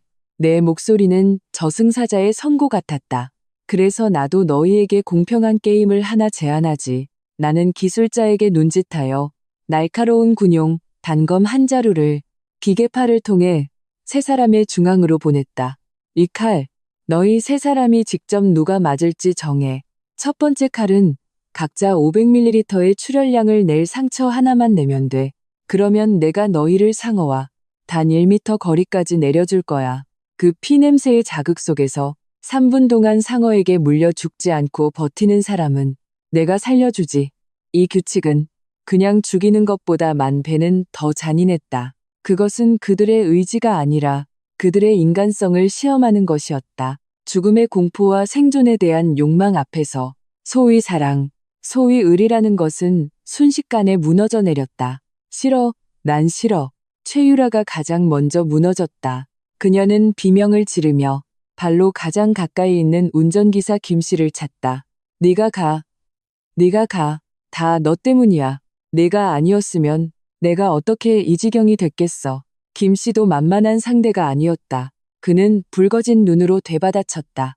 이 더러운 년, 딴추 누구였더라. 나한테 빌면서 박지훈 돈같이 해먹자고 한 게 이제 와서 나를 밀어내고 죽으라고? 어림도 없지. 그리고 박지훈은 극도의 원망스러운 눈빛으로 자신을 배신한 이 두 남녀를 바라봤다. 그는 맹렬히 힘을 주어 그 단검을 빼앗으려 했다. 그는 이 두 사람의 몸에 직접 복수의 상처를 내고 싶었다. 추하고 존엄성 없는 싸움이 세 사람 사이에서 벌어졌다. 결국 혼란 속에서 김씨가 단검을 빼앗아 주저없이 가장 가까이 있던 박지훈의 허벅지를 헨헨히 그었다. 선홍색 피가 순간적으로 뿜어져 나와 박지훈의 바지를 적셨다. 그리고 이 피냄새는 아래 상어떼의 흉포함을 즉시 폭발시켰다. 구속대는 천천히 내려가 그들을 해수면에서 단 1m 높이에 매달았다. 피 냄새를 맡은 상어들은 마치 시위를 떠난 화살처럼 물속에서 맹렬히 솟구쳐 올라 날카로운 이빨이 가득한 피 묻은 입을 벌렸다. 박지훈은 마지막 처절한 비명을 지르고는 가장 강한 백상아리에게 하반신을 한 입에 물려 순식간에 진홍색 바닷속으로 끌려 들어갔다. 최유라와 김씨는 이 끔찍한 광경을 보고 간담이 서늘해졌다. 하지만 그들의 공포는 오래가지 않았다. 왜냐하면 더 많은 상어들이 이미 수면 위로 솟구쳐 올랐기 때문이다. 상어들의 향연은 오래가지 않았다. 마지막 핏자국이 끝없는 심해에 삼켜지고 해수면은 다시 평온을 되찾았다. 마치 아무 일도 없었던 것처럼 나는 조용히 이 모든 것을 바라봤다. 마음속에는 한치의 파문도 일지 않았다. 복수의 쾌감도 원수를 갚은 기쁨도 없었다. 오직 모든 것이 끝난 후에 거대한 공허함만이 있었다. 나는 모든 스크린을 끄고 몸을 돌려 주제어실을 떠났다. 누나, 한태준이 문 밖에서 계속 기다리고 있었다. 그의 눈에는 걱정이 섞여 있었다. 다 끝났습니다. 그래, 다 끝났어. 내가 나지막이 말했다. 끝났다. 나의 3년간의 황당한 결혼 생활, 내 딸의 피와 눈물로 얻은 이 각성은 마침내 피비린내 나는 마침표를 찍었다. 우리는 포세이도노에서 오래 머물지 않았다. 그날 나는 바로 전용기를 타고 서울로 돌아왔다. 이 도시는 내 7년의 청춘을 담고 있었고 나의 가장 깊은 절망과 가장 철저한 배신을 목격했다. 이제 이 도시는 내게 인생 여정의 한 정거장이자 봉인될 과거의 한 조각일 뿐이었다. 내 이번 여정의 유일한 목적은 내 딸 사랑이를 집으로 데려오는 것이었다. 다시 찾은 강남 세브란스 병원. 하지만 이곳은 이미 완전히 변해 있었다. 원래의 김 원장과 악에 가담했던 의료진들은 이미 한태준이 가장 적절한 방식으로 그들이 가야 할 곳으로 보냈다. 이제 병원 전체는 황룡의 산하의료재단에 전액 인수되었고 전 세계 최고의 소아과 전문가 팀이 파견되었다. 나는 햇살이 가장 잘 드는 특실, 병실 문 앞으로 걸어가 유리창 너머로 내 딸을 보았다. 아이는 이미 침대에서 내려와 걸을 수 있었다. 하얀 공주 드레스를 입고 작은 책상 앞에 앉아 열심히 그림을 그리고 있었다. 아이 곁에는 자상한 심리치료사가 부드럽게 아이를 이끌고 있었다. 사랑이의 얼굴에는 아직 병우의 창백함과 연약함이 남아 있었지만 그 맑은 눈에는 다시 빛이 돌아와 있었다. 나는 문을 열고 들어갔다. 엄마, 나를 본 사랑이의 눈이 순간적으로 밝아졌다. 아이는 붓을 던지고 마치 행복한 작은 새처럼 내 품에 안겼다. 나는 아이를 꼭 껴안았다. 이 잃어버렸다가 되찾은 보물을 눈물이 마침내 참지 못하고 흘러내렸다. 이것은 내가 각성하고 복수를 시작한 이래 처음 흘리는 눈물이었다. 슬픔 때문이 아니라 이 재앙 끝에 찾아온 따뜻한 행복 때문이었다. 엄마 울지 마세요. 사랑이는 작고 아직 조금 차가운 손을 뻗어 서투르게 내 눈물을 닦아주었다. 사랑이 착해요. 사랑이 이제 안 아파요. 내 마음이 순간적으로 뭉클해졌다. 서울로 돌아오는 개인 전용기 안에서 사랑이는 내 품에 웅크리고 있었다. 갑자기 아이가 아주 작고 조심스러운 목소리로 물었다. 엄마, 아빠는 어디 갔어요? 아이를 안고 있던 내 손이 살짝 굳었다. 나는 아이의 천진난만하고 한 점 티 없는 눈을 바라봤다. 나는 알았다. 내가 그 더럽고 피비린내 나는 진실로 아이의 순수한 세계를 오염시킬 수는 없다는 것을. 나는 부드럽게 아이의 머리를 쓰다듬으며 내가 생각할 수 있는 가장 부드러운 어조로 아이에게 말했다. 아빠는 아주 큰 잘못을 저질렀어. 그래서 아주 먼 곳으로 가서 반성하고 있어. 아마 아주 오랜 시간이 걸려야 돌아올 수 있을 거야. 그럼 다시 돌아와요? 나는 잠시 침묵했다가 고개를 저었다. 사랑아, 이 세상에는 네가 맞추는 퍼즐에서 잃어버린 조각 같은 사람들이 있어. 비록 아쉬움은 남겠지만 그 조각이 없어도 내 세상은 여전히 아주 완전하고 예쁠 수 있어. 앞으로는 엄마가 있고 외삼촌이 있고 증조할아버지가 있어. 우리 모두가 너와 함께하고 너를 지켜줄 거야. 알았지? 사랑이는 알듯 말듯 고개를 끄덕였다. 그리고 작은 머리를 내 품에 더 깊이 파묻었다. 비행기는 서울 김포공항 개인 경납고에 착륙했다. 기내에서 내리는 순간 나는 마중 나온 한태준을 보았다. 그는 더 이상 살기등등한 강남의 그림자가 아니었다. 캐주얼한 옷차림에 얼굴에는 환한 미소가 걸려 있었다.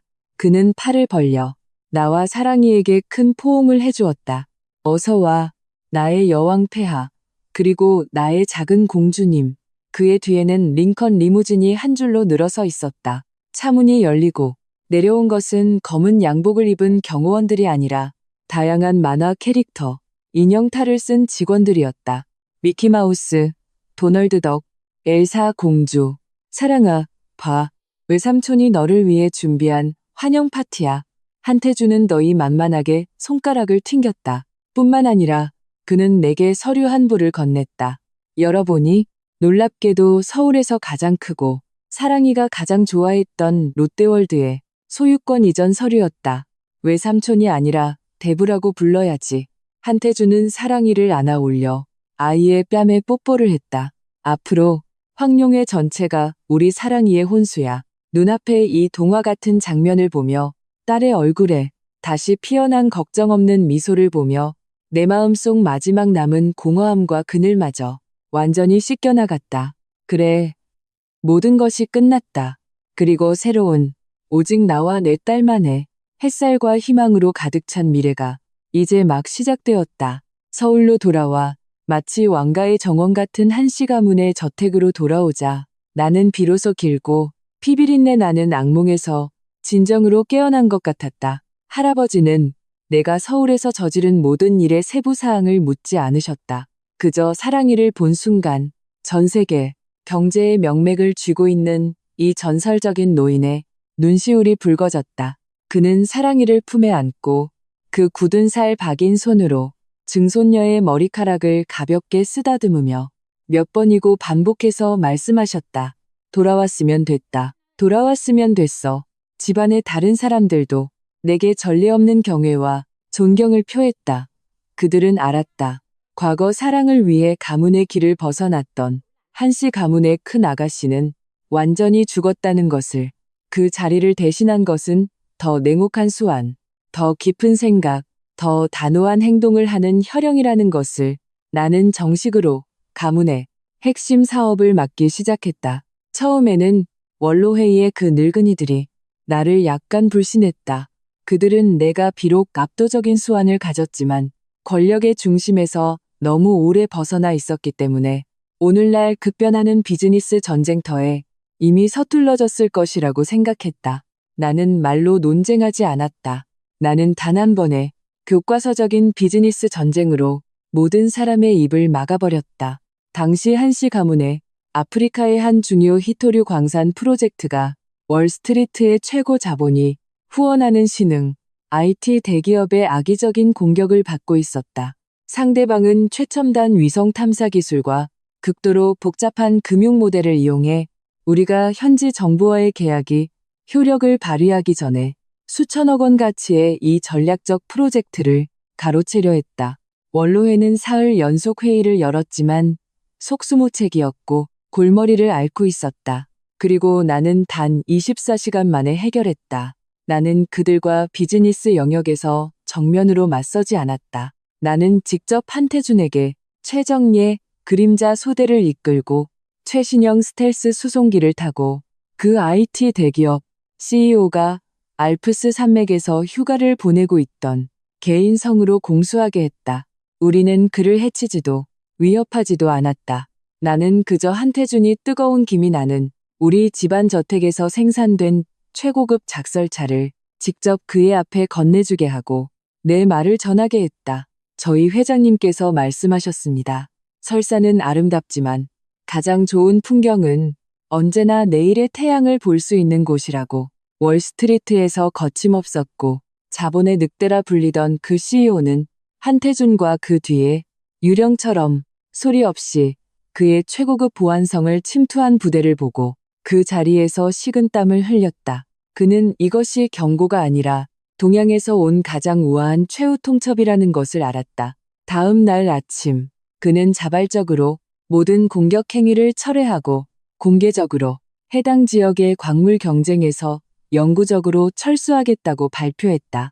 이 한 번의 싸움으로 한씨 가문 전체, 나아가 전 세계가 나를 다시 보게 되었다. 그들은 나의 강함이 내가 얼마나 비즈니스 규칙에 정통한지에 있는 것이 아니라 내가 언제든지 체스판을 뒤엎을 수 있는 절대적인 실력을 가졌다는 데 있다는 것을 깨달았다.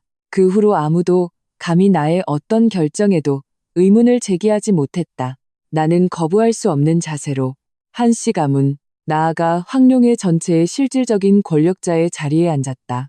나의 보호 아래 사랑이도 점점 자라났다. 서울 최고의 심리치료사팀이 봄비가 안개를 적시듯 아이의 마음의 상처를 어루만져 주었다.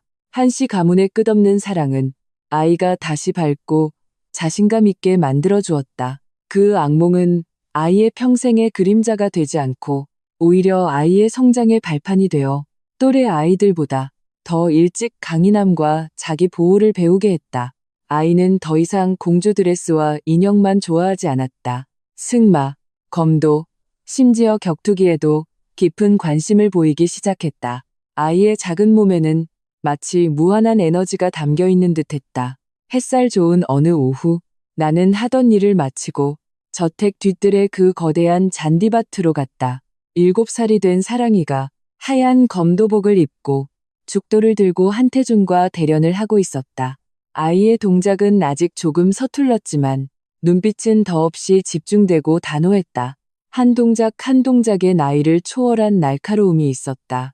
나는 조용히 멀리 서서 햇살 아래에서 땀을 흘리는 그 작은 모습을 바라봤다.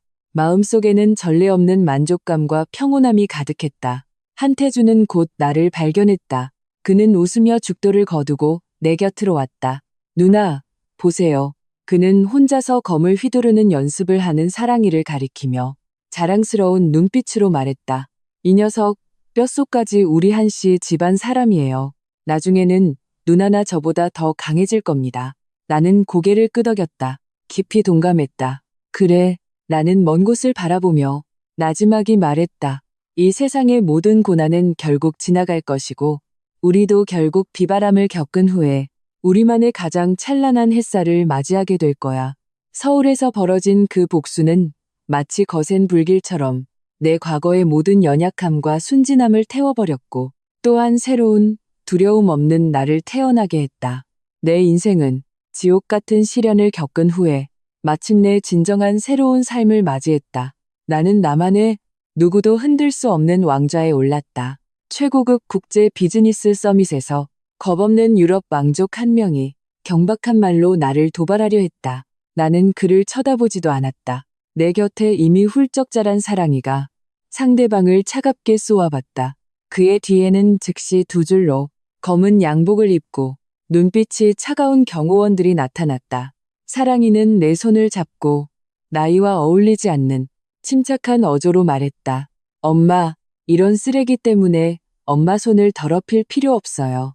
나는 딸의 나를 닮은 눈매를 보고 그 눈에 담긴 타고난 왕의 자부심과 여유를 보며 이 이야기 전체에서 가장 진심 어린, 가장 환한 미소를 지었다. 과거의 아이는 나의 약점이었다. 이제 아이와 나, 우리는 서로의 가장 단단한 갑옷이 되었다. 나는 더 이상 왕자의 구원을 기다리는 공주가 아니었다.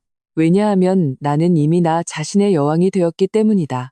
그리고 나의 왕국에서 나는 내 가장 사랑하는 보물을 위해 영원히 무너지지 않는 절대적으로 안전한 피난처를 직접 만들어 주었다.